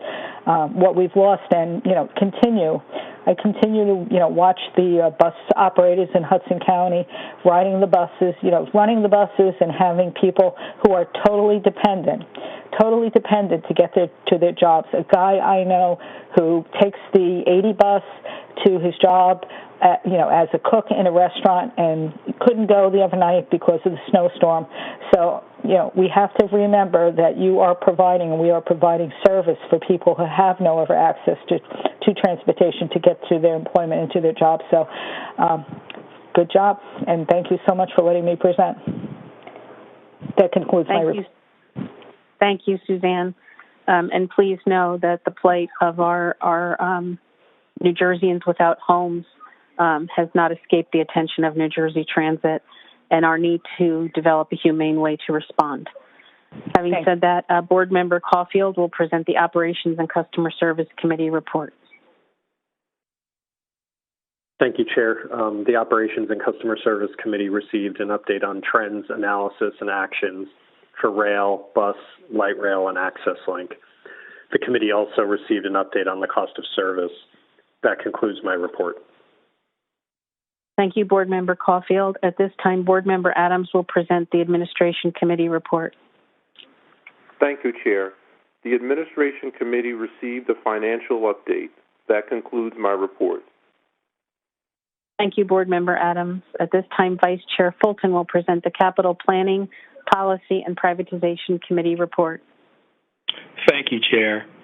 The Capital Planning, Policy, and Privatization Committee discussed the board items for contracting out Monmouth County area local bus service, community mobility and local programs purchase of 35 low-floor extended minibuses with accessible ramp, Northern Rail maintenance of way facility general design consultant, and Trans-Hudson Network Planning Strategy Contract Award. That concludes my report.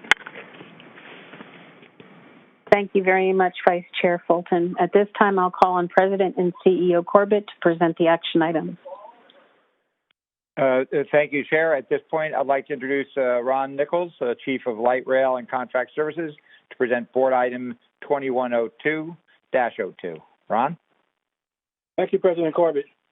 We are recommending approval of Item 2102-02, contracting out Monmouth County area local bus service. Authorization is requested to enter into a contract with Transdev Services, Inc.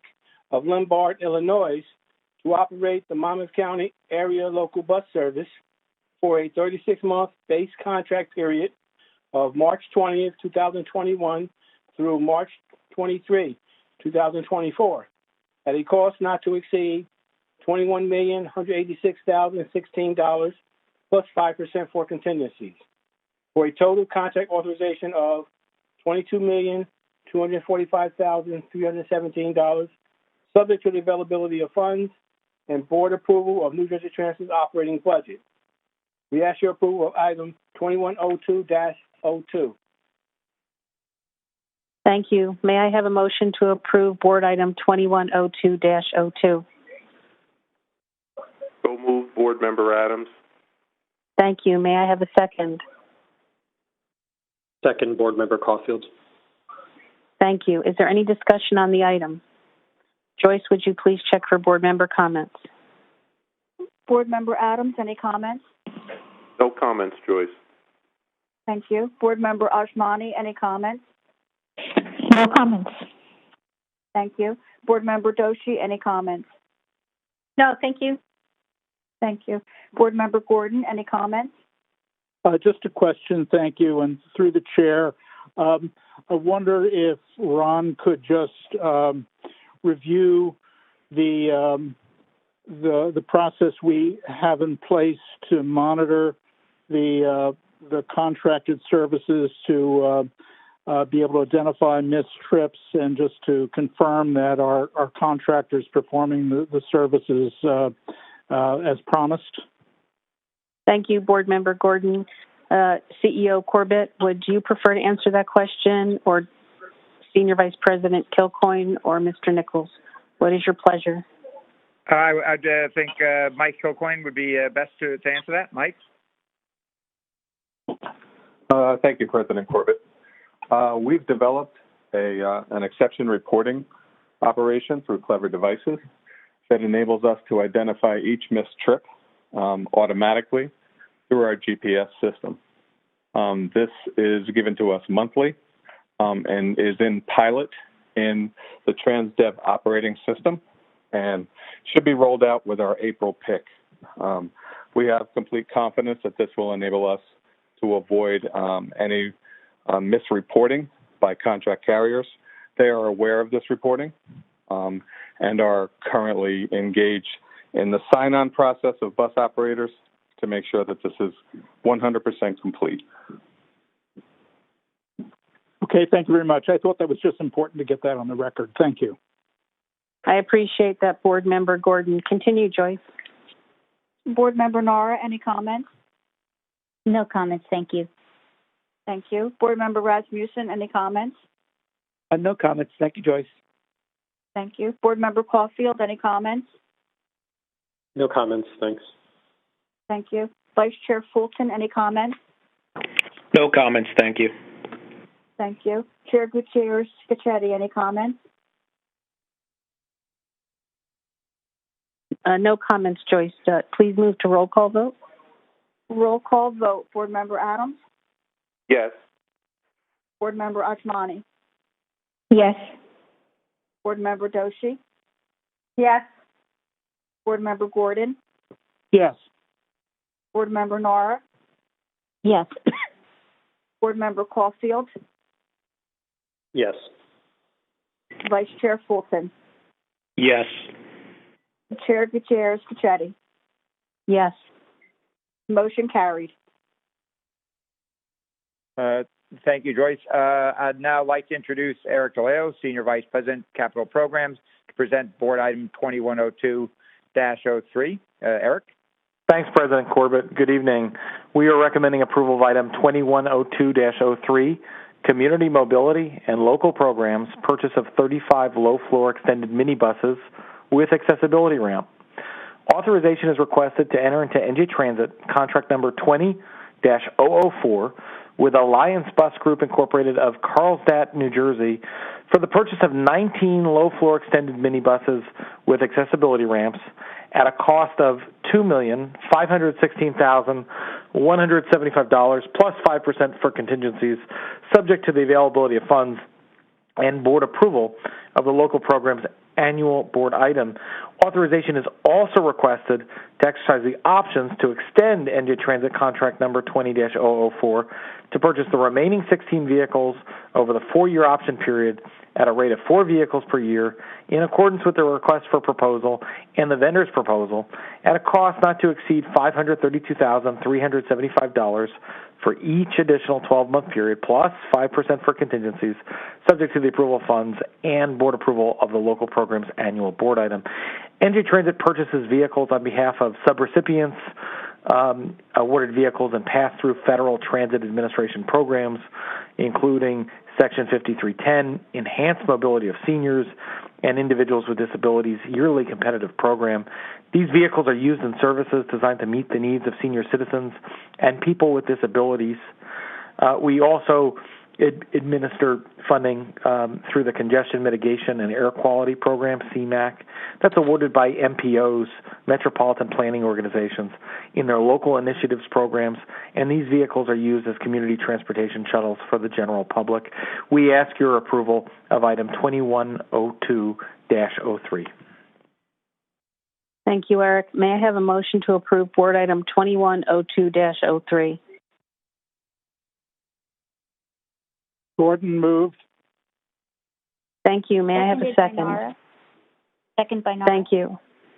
Is there any discussion on the item? Joyce, please check for board member comments. Board Member Adams, any comments? No comments, Joyce. Board Member Ashmani, any comments? No comments, Joyce. Board Member Doshi, any comments? No comments, thank you. Board Member Gordon, any comments? No comments, thank you. Board Member Nara, any comments? None, thank you. Thank you. Board Member Rasmussen, any comments? No comments, thank you, Joyce. Board Member Caulfield, any comments? No comments, thanks. Vice Chair Fulton, any comments? No comments, thank you. Chair Gutierrez Scachetti, any comments? No comments, Joyce. Please move to a roll call vote. Roll call vote. Board Member Adams? Yes. Board Member Ashmani? Yes. Board Member Doshi? Yes. Board Member Gordon? Yes. Board Member Nara? Yes. Board Member Caulfield? Yes. Vice Chair Fulton? Yes. Chair Gutierrez Scachetti? Yes. Motion carried. Next, we have a board member recusal. Board Member Adams is recused from the next item, 2102-04. Operator, please remove Board Member Adams from the meeting for this item. Certainly, please stand by.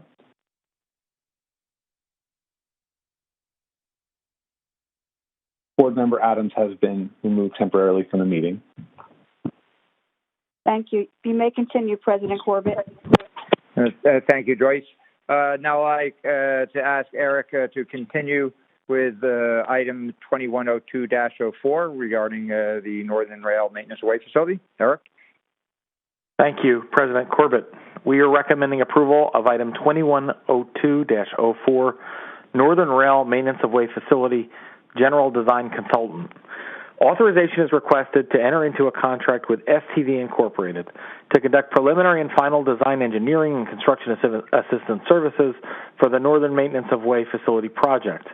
Authorization is also requested to advance Phase 1, concept development, and Phase 2, preliminary engineering services with STV Incorporated, in an amount not to exceed $2,743,953.26 plus 5% for contingencies, subject to the availability of funds. Authorization of this design contract will allow for conceptual and preliminary design of a new and modernized facility to replace the aging maintenance of way facility that needs significant repair and updating. A new, larger, state-of-the-art facility will allow for the maintenance of equipment to remain in a state of good repair and available as needed for its intended purpose, resulting in the right-of-way and its related equipment to also be kept in a state of good repair, which translates to maintaining on-time performance and safety for our passengers. We ask for your approval of item 2102-04. Thank you, Eric. May I have a motion to approve board item 2102-04? Motion, Fulton. May I have a second? Second, Board Member Caulfield. Thank you. Is there any discussion on the item? Joyce, would you please check for board member comments? Board Member Ajmani, any comments? None. Board Member Doshi, any comments? No, thank you. Thank you. Board Member Gordon, any comments? No, thank you. Thank you. Board Member Nora, any comments? No, thank you. Board Member Rasmussen, any comments? No comments. Thank you, Joyce. Thank you. Board Member Caulfield, any comments? No comments. Vice Chair Fulton, any comments? No comments, thank you. Chair Gutierrez Scacchetti, any comments? No comments. At this time, Joyce, please take roll. Roll call vote. Board Member Ajmani? Yes. Board Member Doshi? Yes. Board Member Gordon? Yes. Board Member Nora? Yes. Board Member Caulfield? Yes. Vice Chair Fulton? Yes. Chair Gutierrez Scacchetti? Yes.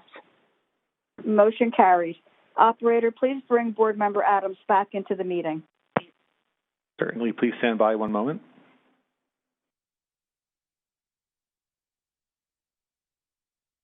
And Board Member Adams has been returned to the meeting. Thank you. You may continue, President Corbett. Thank you, Joyce. I'd now like to introduce Jeannie Kwan, Senior Vice President and Chief Administrative Officer, to present Board Item 2102-05 regarding Trans-Hudson Network Planning. Jeannie? Thank you, President Corbett. We are recommending approval of item number 2102-05, Trans-Hudson Network Planning Strategy Contract Award. Authorization is requested to fund an additional $1,550,000 plus 5% contingency under a contract with AECOM of New York, New York for Trans-Hudson Network Planning Strategy Services to allow commencement of Phase 3 of the contract subject to the availability of funds. Phase 1, approved by the board in September 2019 as a set of tasks related to Trans-Hudson travel needs, was paused due to the coronavirus pandemic. Phase 2 was approved by the board in May 2020 to respond to the coronavirus pandemic. Phase 3 will restore funding to complete Phase 1 tasks and fund additional tasks to assist New Jersey Transit in identifying future changes in demand and ridership characteristics and assist in developing strategies to support new mobility and service strategies to align with those potential customer shifts in the post-pandemic period. We ask for your approval of item number 2102-05. May I have a motion to approve board item 2102-05?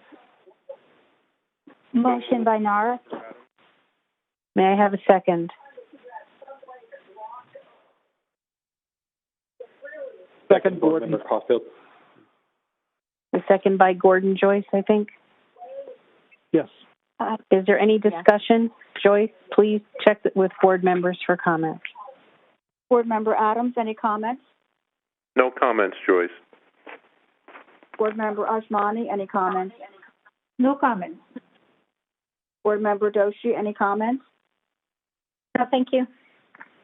Board Member Gordon, any comments? Yes. I'd like to just reiterate something I mentioned in our briefing session on this item. First of all, I think it's important for us to undertake this kind of analysis, and I'll be voting for it. But I have one concern, and that is I'm hearing from reputable planners and organizations like the Regional Plan Association making comments about how we may not really understand, how commuting patterns will change for perhaps a couple of years. And I'm just concerned that the data that we're collecting in phase 3 may not reflect what the eventual changes will be. And so my question is, will we be able to, do we have the flexibility to modify our findings and capture longer-term changes in this project? And if we do, I have a just concern about whether we're going to need additional funding, because as I do the math, it looks as if we have, with phase 3, we'll be expending 75% of the total $4 million appropriation. Will we need to authorize additional funding if we have to carry this project on into phase 4 and beyond? Board Member Gordon, that's a good question. I think the best way for us to respond would be to ask the staff to provide a drawdown schedule of what they believe they'll spend monthly on this contract, and so we could determine how long it will run and what can be accomplished with each of those spend downs. And I think that would be probably the best way to answer your question. I don't know if they're prepared to answer it tonight, but I'm going to guess not. Kevin, is that something you can provide? Absolutely, Chair, and for Board Member Gordon, certainly, obviously we're aware, we work closely with the RPA and other planning organizations, and, planning is essential in both good times and bad, but I think a comprehensive memo that touches all those points would be the easiest way to do that, to make sure it's done. The answer is thorough. Okay, thank you very much. Board Member Gordon, it's Jeannie Kwan, so we can certainly provide the memo and the drawdown schedule as the Commissioner has suggested. I will say, just to answer your question, yes, it can be modified, and, as we've discussed in the committees, the point here is to get ahead of it and to get ahead and do that planning to understand what that long-range planning looks like. Okay, thank you very much. Board Member Gordon, just because I'm going to have the last word on this, the other part I think is important for the board is that the staff provide milestones that if we want them to pause the work because we're not feeling that the change is quick enough or that we feel it's going to be extended, I would ask the staff provide milestone points where the work can be stopped, and so that we don't overrun this most recent authorization. I don't know if that's something that would work for you, but I think it's something that would help us to manage the expenditure under this contract. That sounds just fine. Thank you. Thank you. Board Member Nara, any comments? I do appreciate the offer to get us memos about the drawdowns, but Commissioner, I definitely also appreciate the milestone information, so thank you. That's it. Thank you. Board Member Rasmussen, any comments? No comments. Thank you, Joyce. Thank you. Board Member Caulfield, any comments? No comments, thanks. Thank you. Vice Chair Fulton, any comments?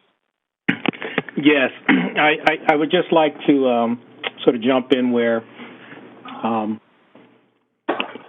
Mr. Gordon was, Board Member Gordon. We did have quite extensive conversations about this in several meetings, and I, from my perspective, none of us have crystal balls, and I do believe that a very good place for New Jersey Transit to be is amongst their peers, as all of the transit agencies are trying to assess what the future is going to look like. And indeed here, New Jersey Transit is taking a leadership position, and some of the funding that we're allocating here is allowing them to be the leaders and drive the train, if you will, for lack of a better phrase, to what the future is going to look like. And my sense of it is it's going to be highly iterative. And no matter what we think it's going to be right now, it's probably not going to be that.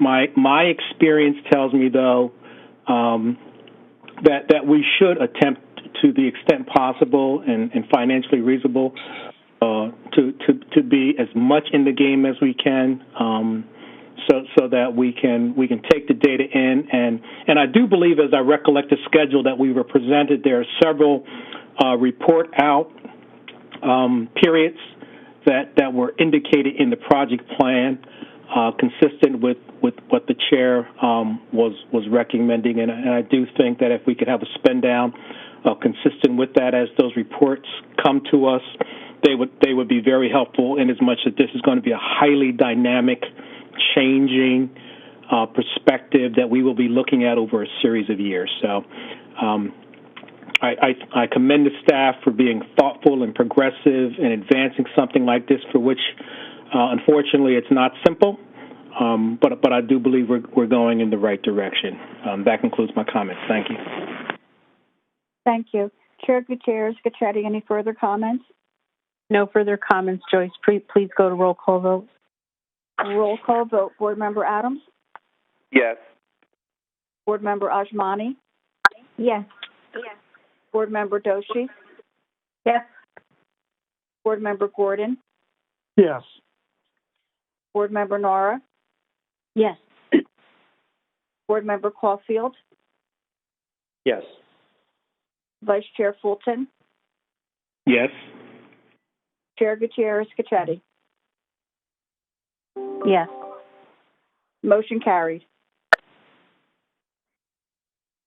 Great. Now I'd like to introduce Bill Vaquera, Senior Vice President and Chief Financial Officer and Treasurer, to present Board Item 2102-06 regarding Drug Health and Welfare Benefit Program. Bill? Thank you, sir. We are recommending approval of Item 2102-06, Expanded Prescription Drug Health and Wellness Benefits Program, continued. The Save on SP Copay Offset Program, offered under the Express Scripts, Inc. exclusive specialty drug program, has provided cost savings exceeding $675,000 to date. Past authorization was provided for Express Scripts, Inc. administrative services fees not to exceed 25% of the actual reduction in claims fees, with a maximum amount allowed of $400,000, beginning as administratively practical on August 1st, 2020. Authorization is requested to continue the Express Scripts, Inc. Save on SP program for the remaining base contract period of 1 year and 4 months, with 2 one-year renewal options with administrative program fees not to exceed 25% of the actual reduction in claims fees, with a maximum amount allowed of an additional $950,000 for a total of $1,350,000 based on the scope of the services, subject to the availability of funds. We ask for your approval of Item 2102-06. Thanks, Bill. May I have a motion to move Item 2102-6?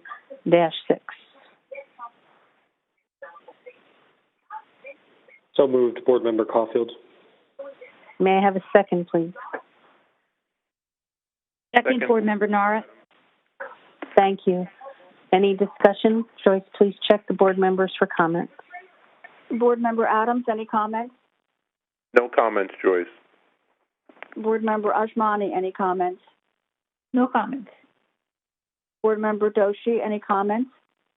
No comments, thank you. Board Member Gordon, any comments? No, thank you. Board Member Nora, any comments? None, thank you. Board Member Rasmussen, any comments?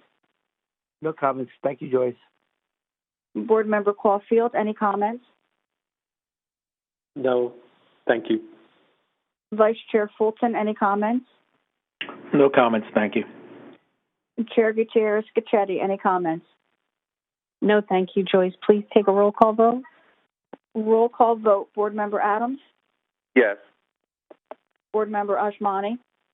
Yes. Board Member Doshi? Yes. Board Member Gordon? Yes. Board Member Nora? Yes. Board Member Caulfield? Yes. Vice Chair Fulton? Yes. Chair Gutierrez Scacchetti? Yes. Motion carries. Thank you, Joyce. Before we adjourn to executive session, I want to let the public know we will return to adjourn the meeting, but no further business will be conducted. May I have a motion to enter into executive session to discuss personnel matters, contract negotiations, the status of pending and anticipated litigation, and matters falling within the attorney-client privilege, including but not limited to New Jersey Transit conveyance of property interest in the town of Morristown, outdoor advertising management contract payment modification, and the personal injury claim of the estate of Rosalind Quinones. May I have a motion to enter into executive session? So moved. Board Member Nara. May I have a second? Second, Gordon. Thank you. Any discussion? Joyce, please take a roll call vote. Roll call vote. Board Member Adams? Yes. Board Member Ashmani? Yes. Board Member Doshi? Yes. Board Member Gordon? Yes. Board Member Nara? Yes. Board Member Caulfield? Yes. Vice Chair Fulton? Yes. Chair Gutierrez Pachetti? Yes. Motion carries. Operator, please move board and staff into executive session. Thank you very much. Please stand by while the executive session is initiated. Members of the public session will go on music hold until it is resumed. Please stand by.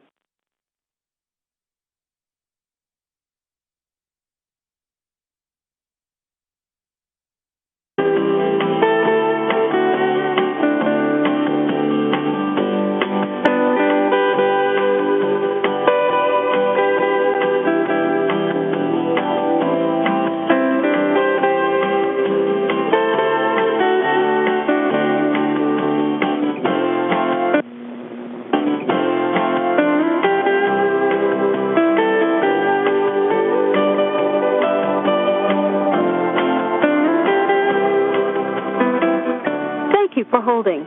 We sincerely appreciate your patience. Please stay on the line and we'll be back in a moment.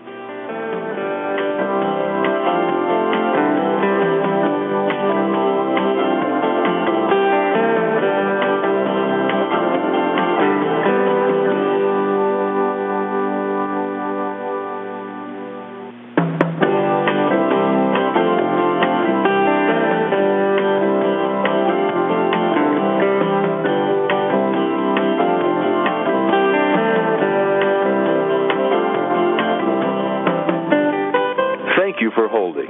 We look forward to talking with you soon. Please hold the line, and we'll be right back with you.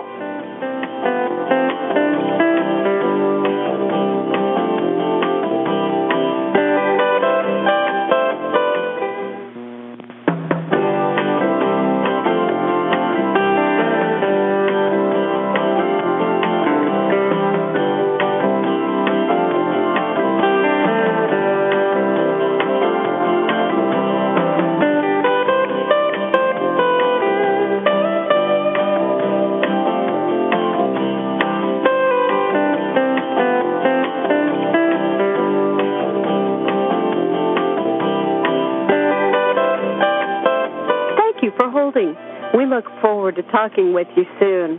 Please hold the line and we'll be right back with you.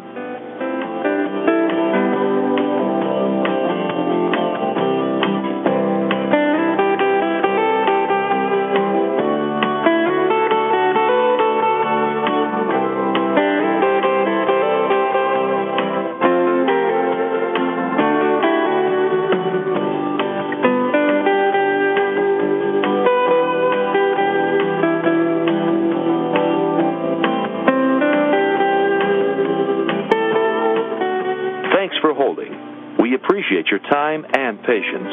Please stay on the line, and we'll be back in just a moment.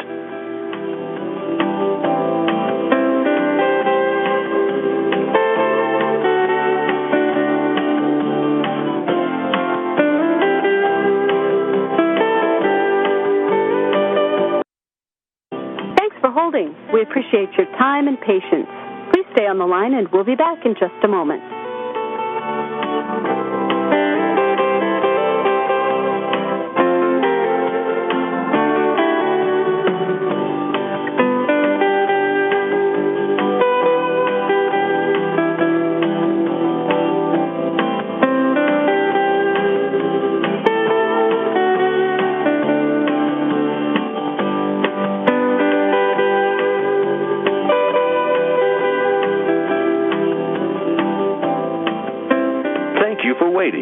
Your patience is appreciated.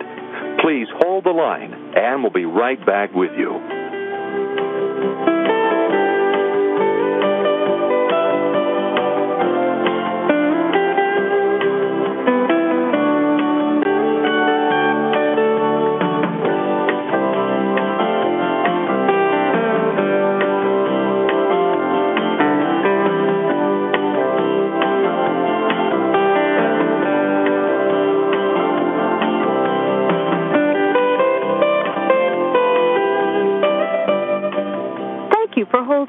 We look forward to talking with you soon. Please hold the line and we'll be right back with you.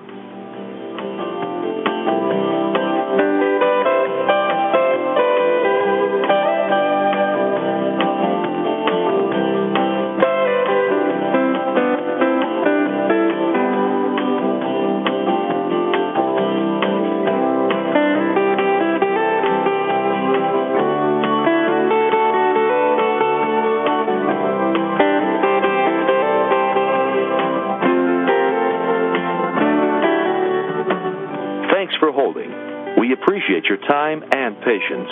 Please stay on the line, and we'll be back in just a moment.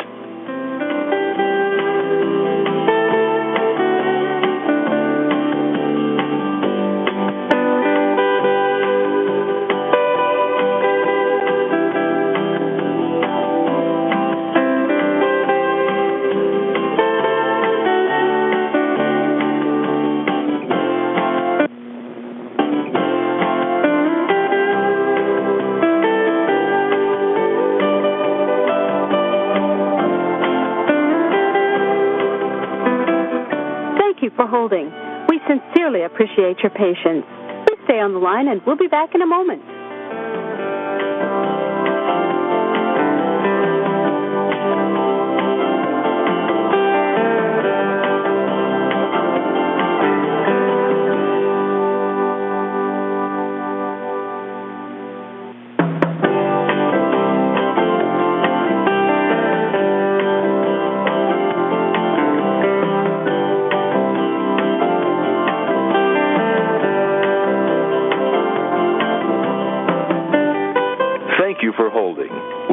To talking with you soon. Please hold the line, and we'll be right back with you.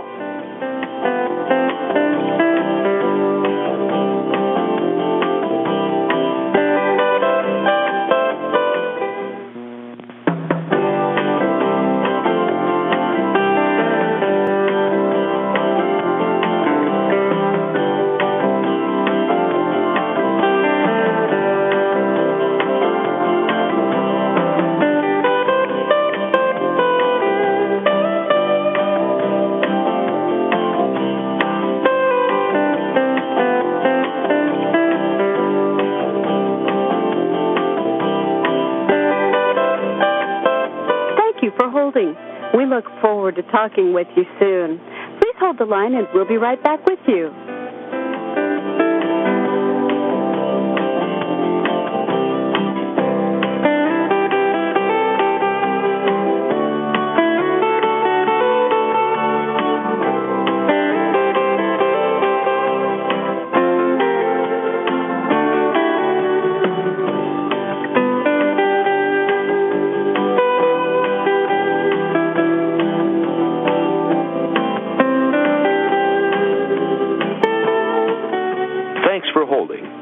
Appreciate your time and patience. Please stay on the line, and we'll be back in just a moment.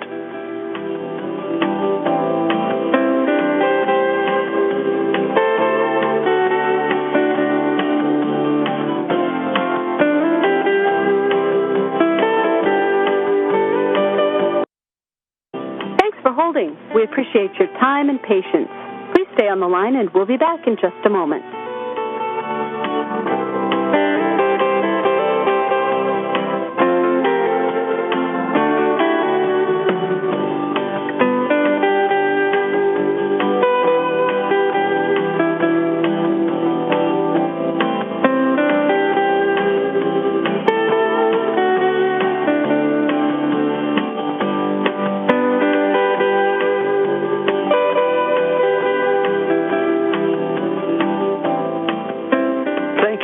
waiting. Your patience is appreciated.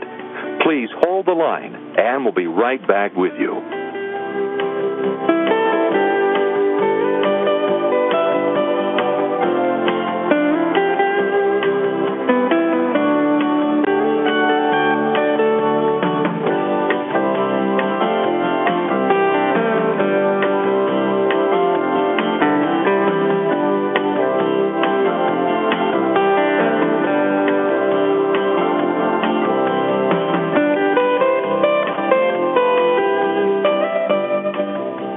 For holding. We look forward to talking with you soon. Please hold the line and we'll be right back with you.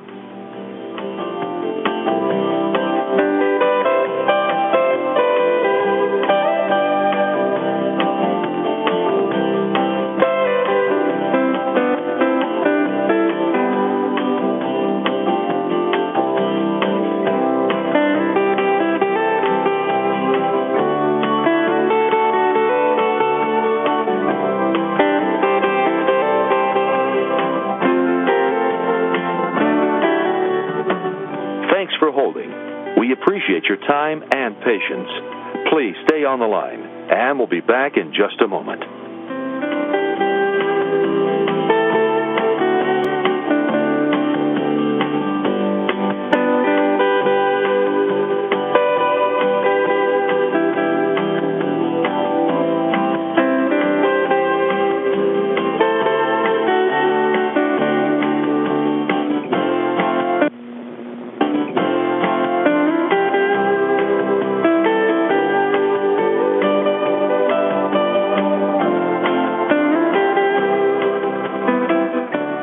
For holding.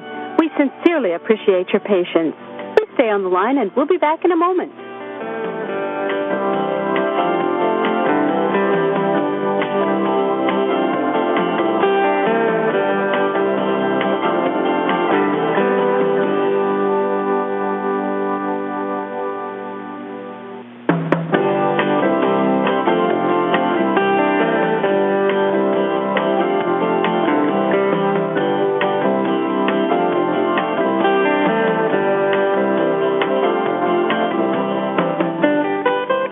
For holding. We look forward to talking with you soon. Please hold the line, and we'll be right back with you.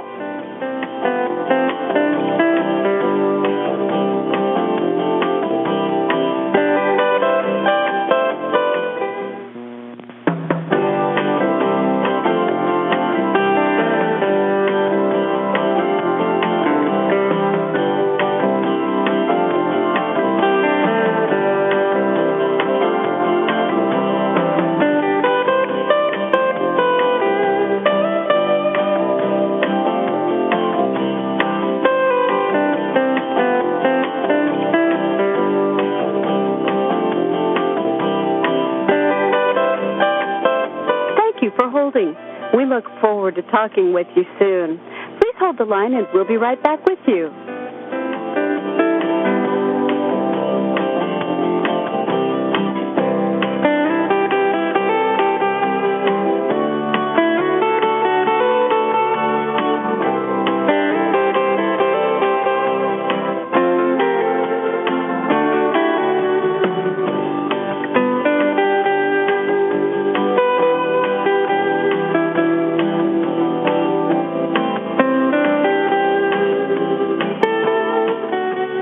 For holding.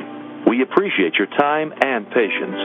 Please stay on the line, and we'll be back in just a moment.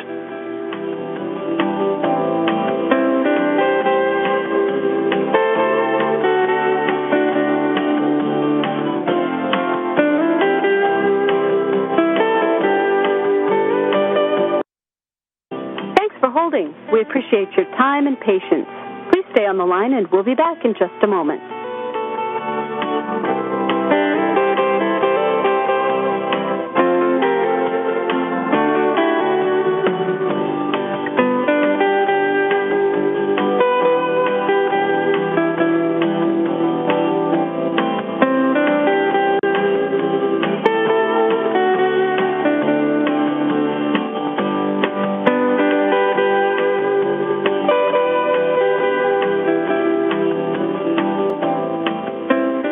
you for waiting.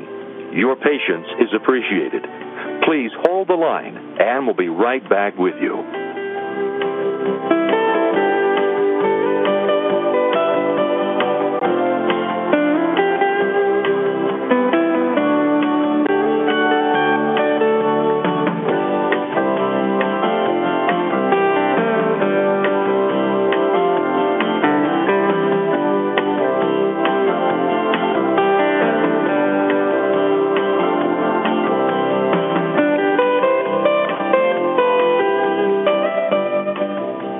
For holding. We look forward to talking with you soon. Please hold the line and we'll be right back with you.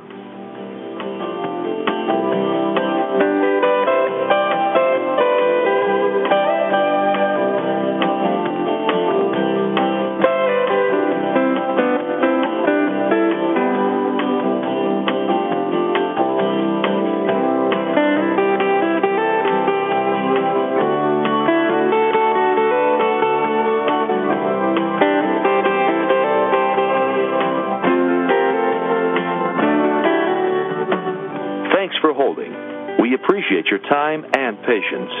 Please stay on the line, and we'll be back in just a moment.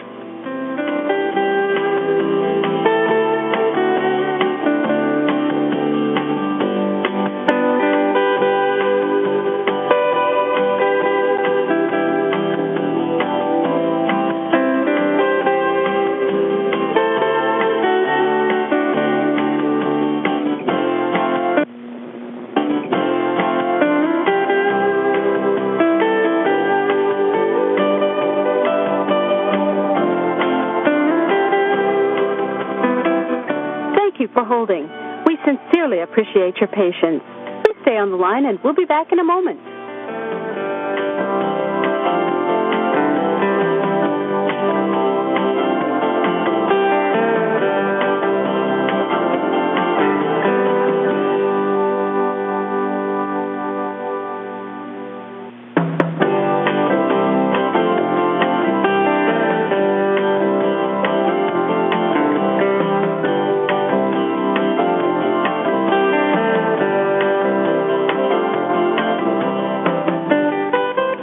For holding.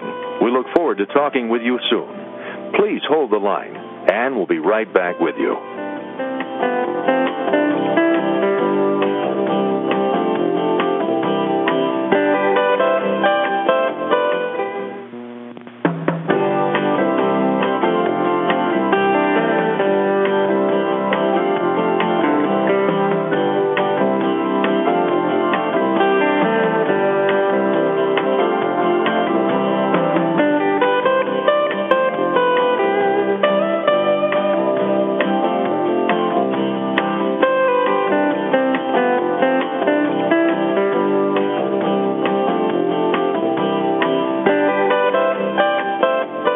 For holding.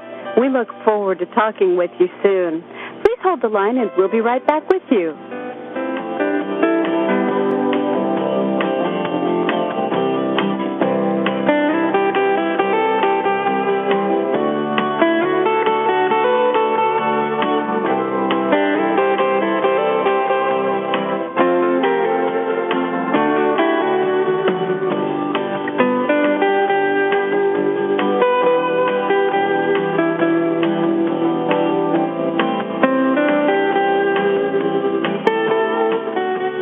For holding. We appreciate your time and patience. Please stay on the line, and we'll be back in just a moment.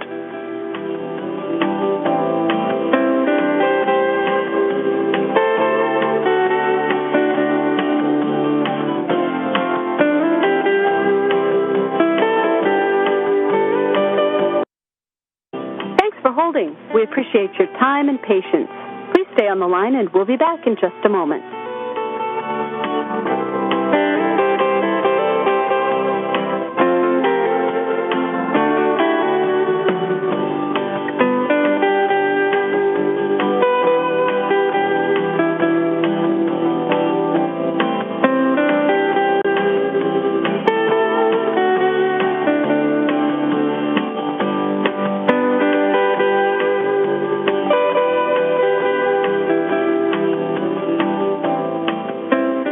you for waiting.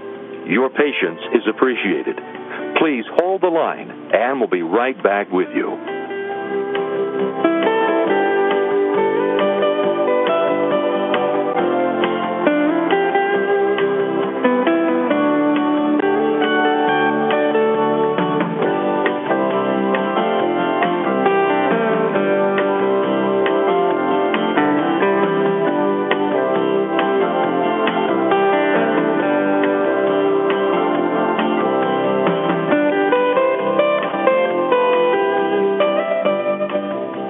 For holding.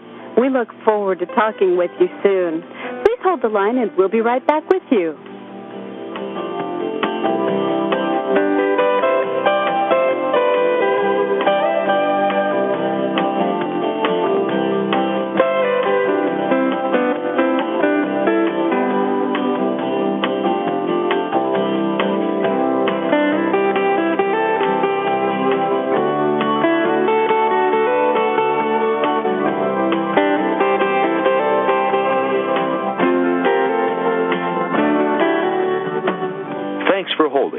We appreciate your time and patience. Please stay on the line, and we'll be back in just a moment.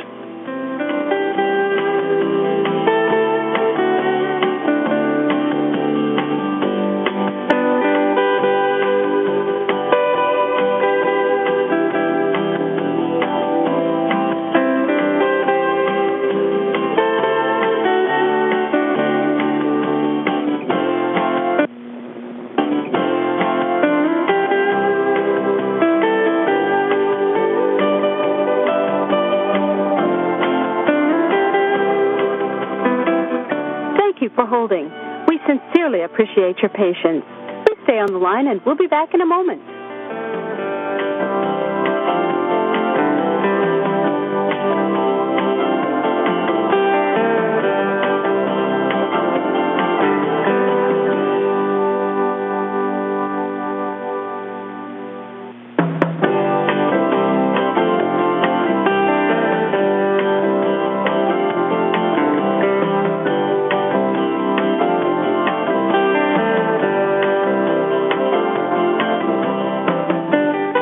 Thank you for holding. We look forward to talking with you soon. Please hold the line, and we'll be right back with you.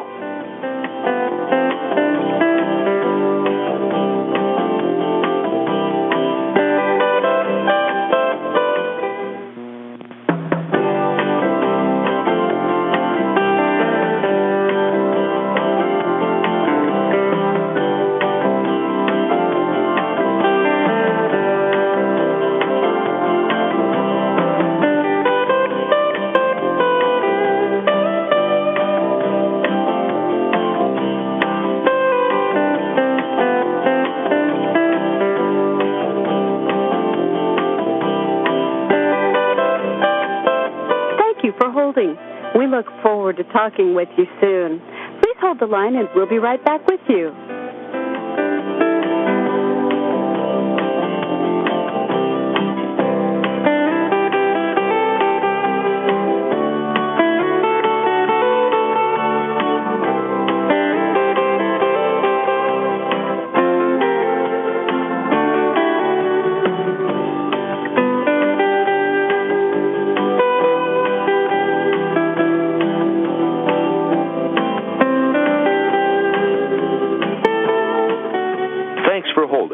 We appreciate your time and patience.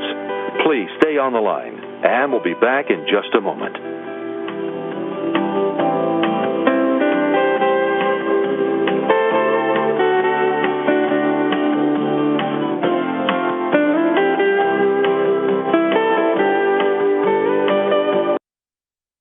Thanks for holding. We appreciate your time and patience. Please stay on the line, and we'll be back in just a moment.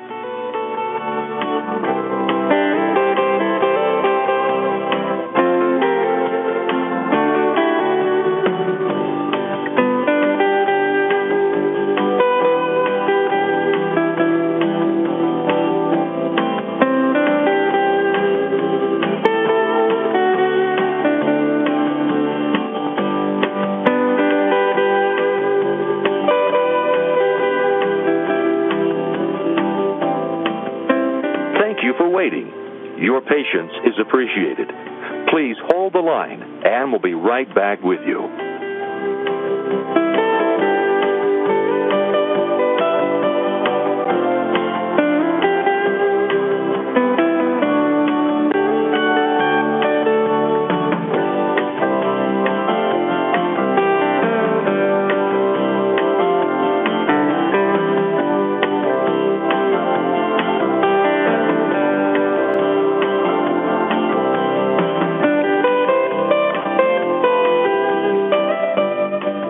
Thank you for holding. We look forward to talking with you soon. Please hold the line and we'll be right back with you.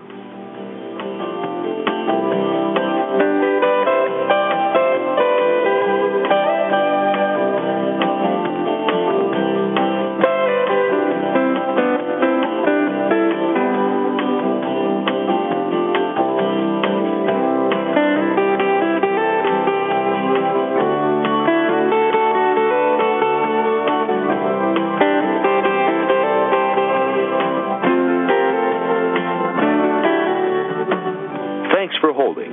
We appreciate your time and patience. Please stay on the line, and we'll be back in just a moment.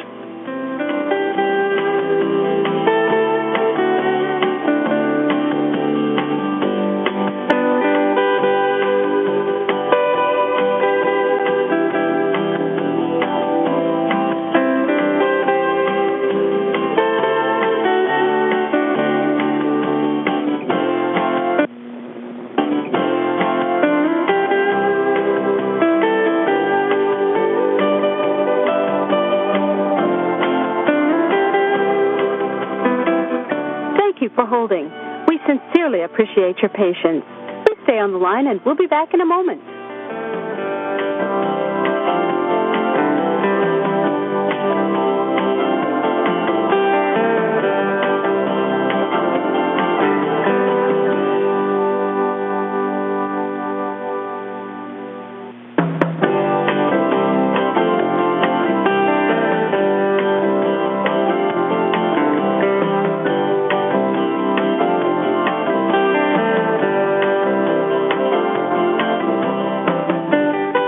Thank you for holding. We look forward to talking with you soon. Please hold the line, and we'll be right back with you.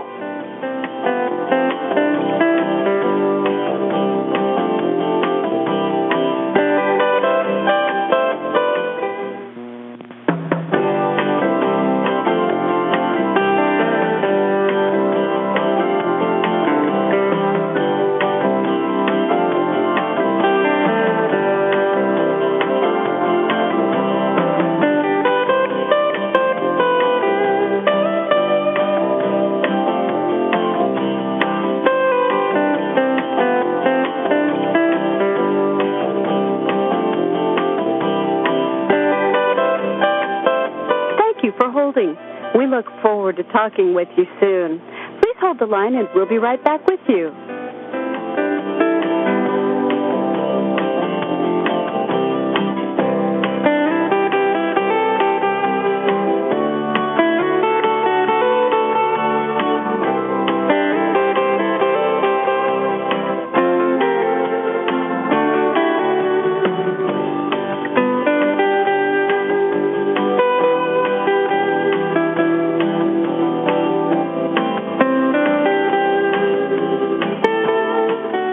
Thanks for holding. We appreciate your time and patience. Please stay on the line, and we'll be back in just a moment.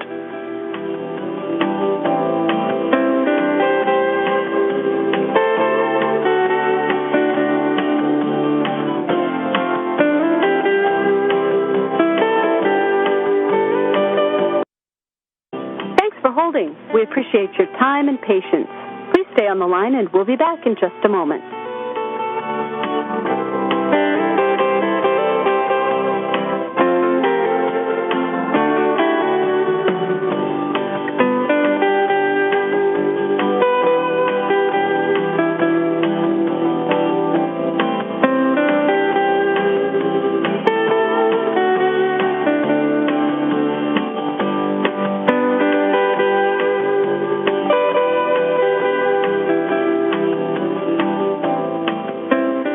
you for waiting.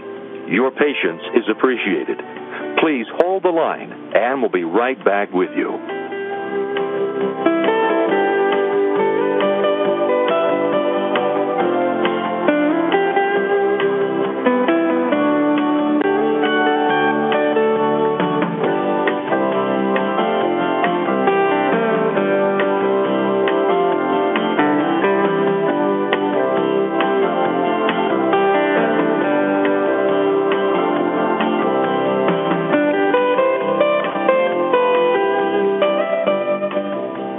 For holding. We look forward to talking with you soon. Please hold the line and we'll be right back with you.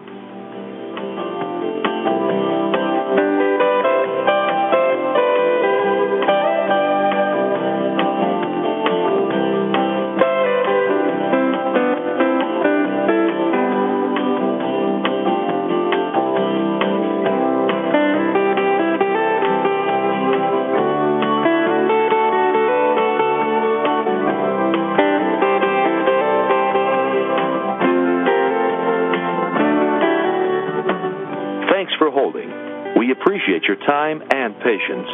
Please stay on the line, and we'll be back in just a moment.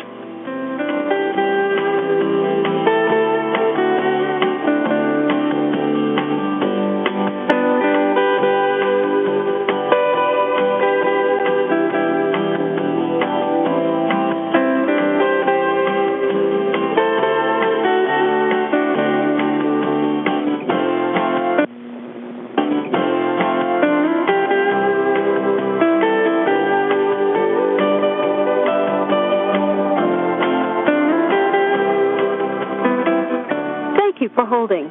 We sincerely appreciate your patience. Please stay on the line and we'll be back in a moment.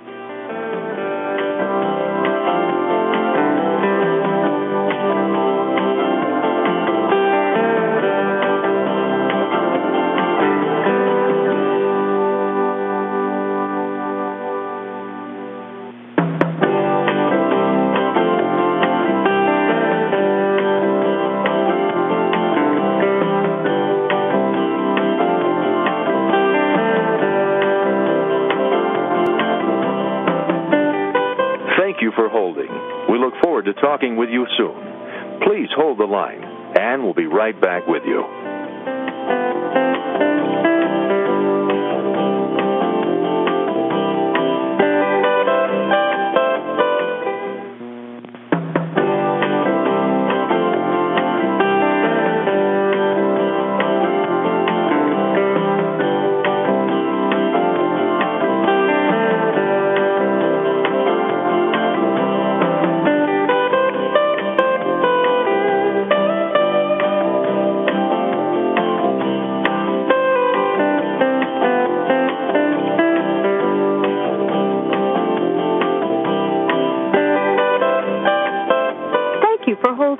We look forward to talking with you soon. Please hold the line and we'll be right back with you.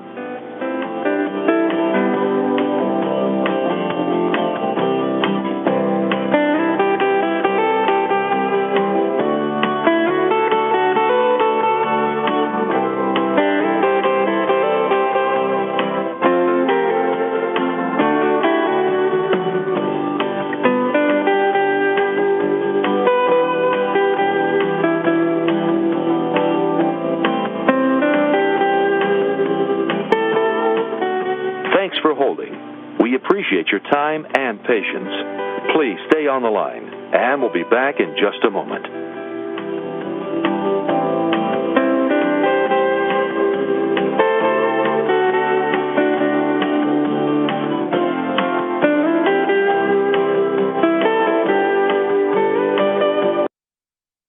Thanks for holding. We appreciate your time and patience. Please stay on the line, and we'll be back in just a moment.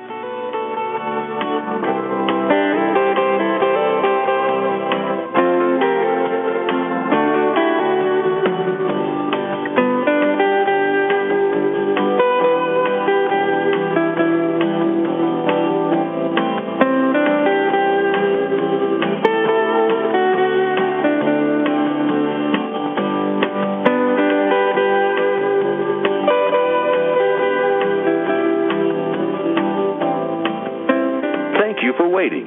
Your patience is appreciated. Please hold the line, and we'll be right back with you.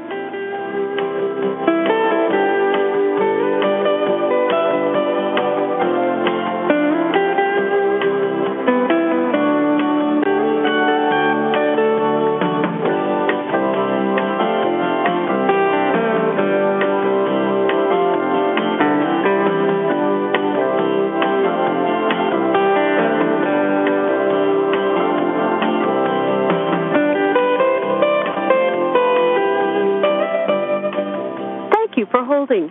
We look forward to talking with you soon. Please hold the line and we'll be right back with you.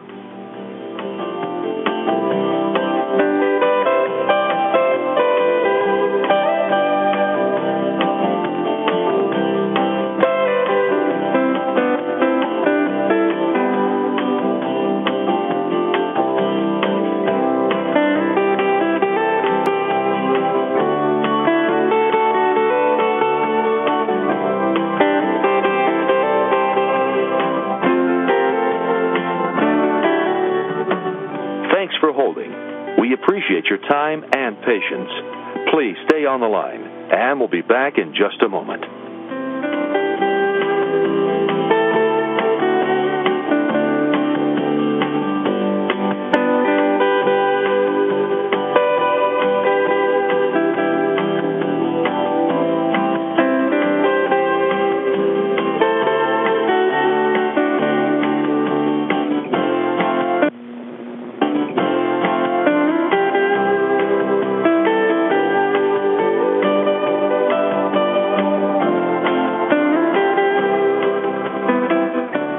For holding.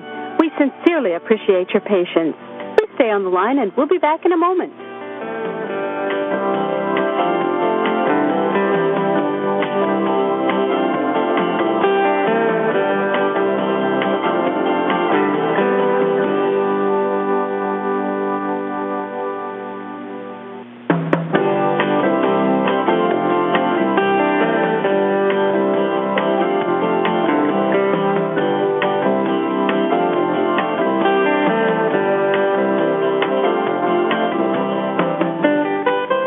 For holding. We look forward to talking with you soon. Please hold the line, and we'll be right back with you.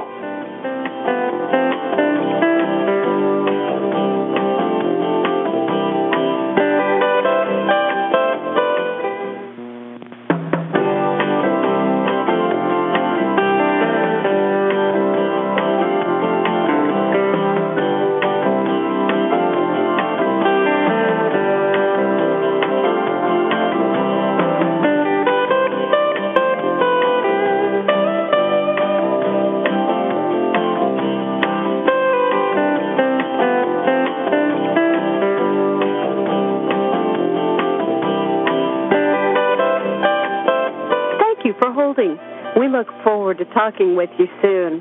Please hold the line and we'll be right back with you.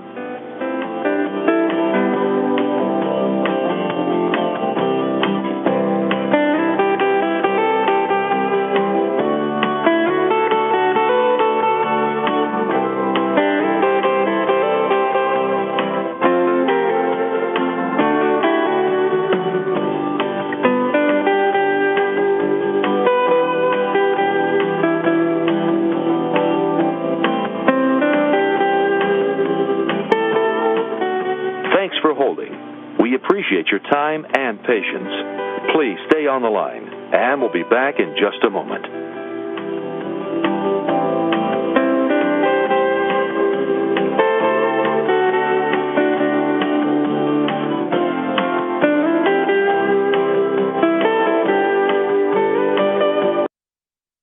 Thanks for holding. We appreciate your time and patience.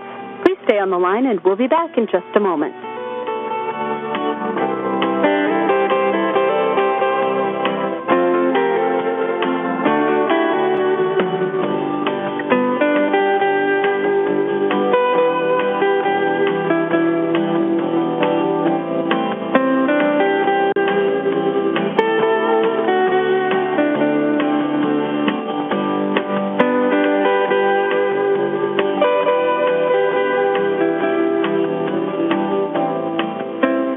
Thank you for waiting.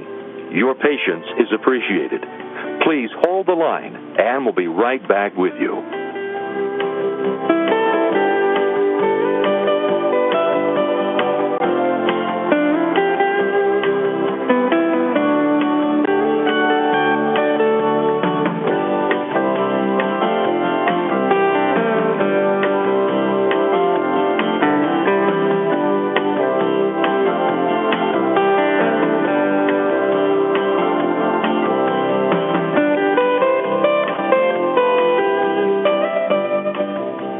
For holding. We look forward to talking with you soon. Please hold the line and we'll be right back with you.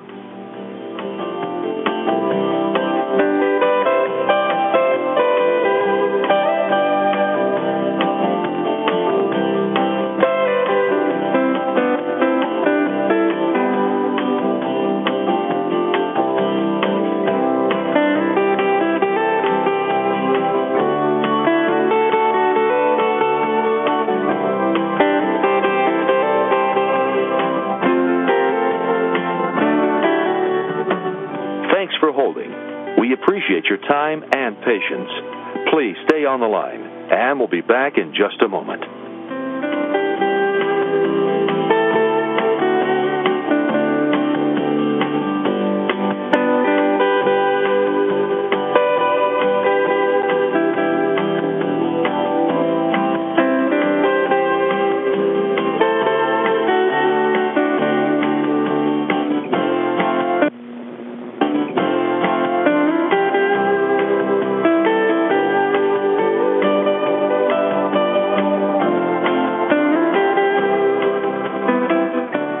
For holding. We sincerely appreciate your patience. Please stay on the line and we'll be back in a moment.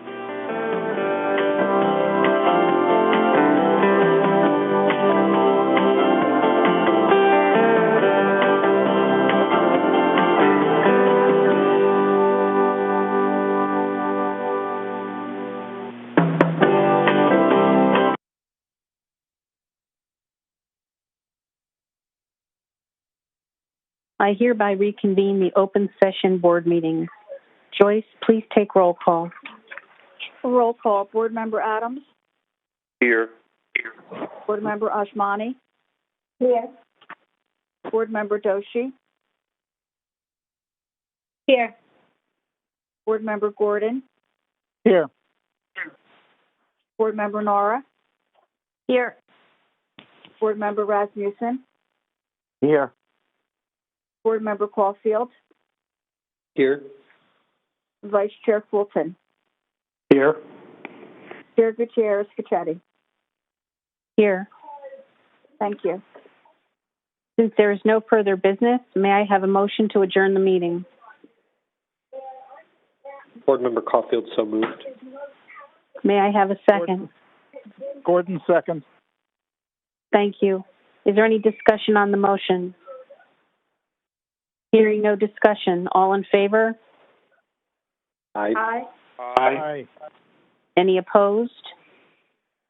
Motion carried and the meeting is adjourned. Please, everyone, be safe and healthy, and we will see you in March. Thank you. Thanks, all. Good night. Thanks, everyone. Good night.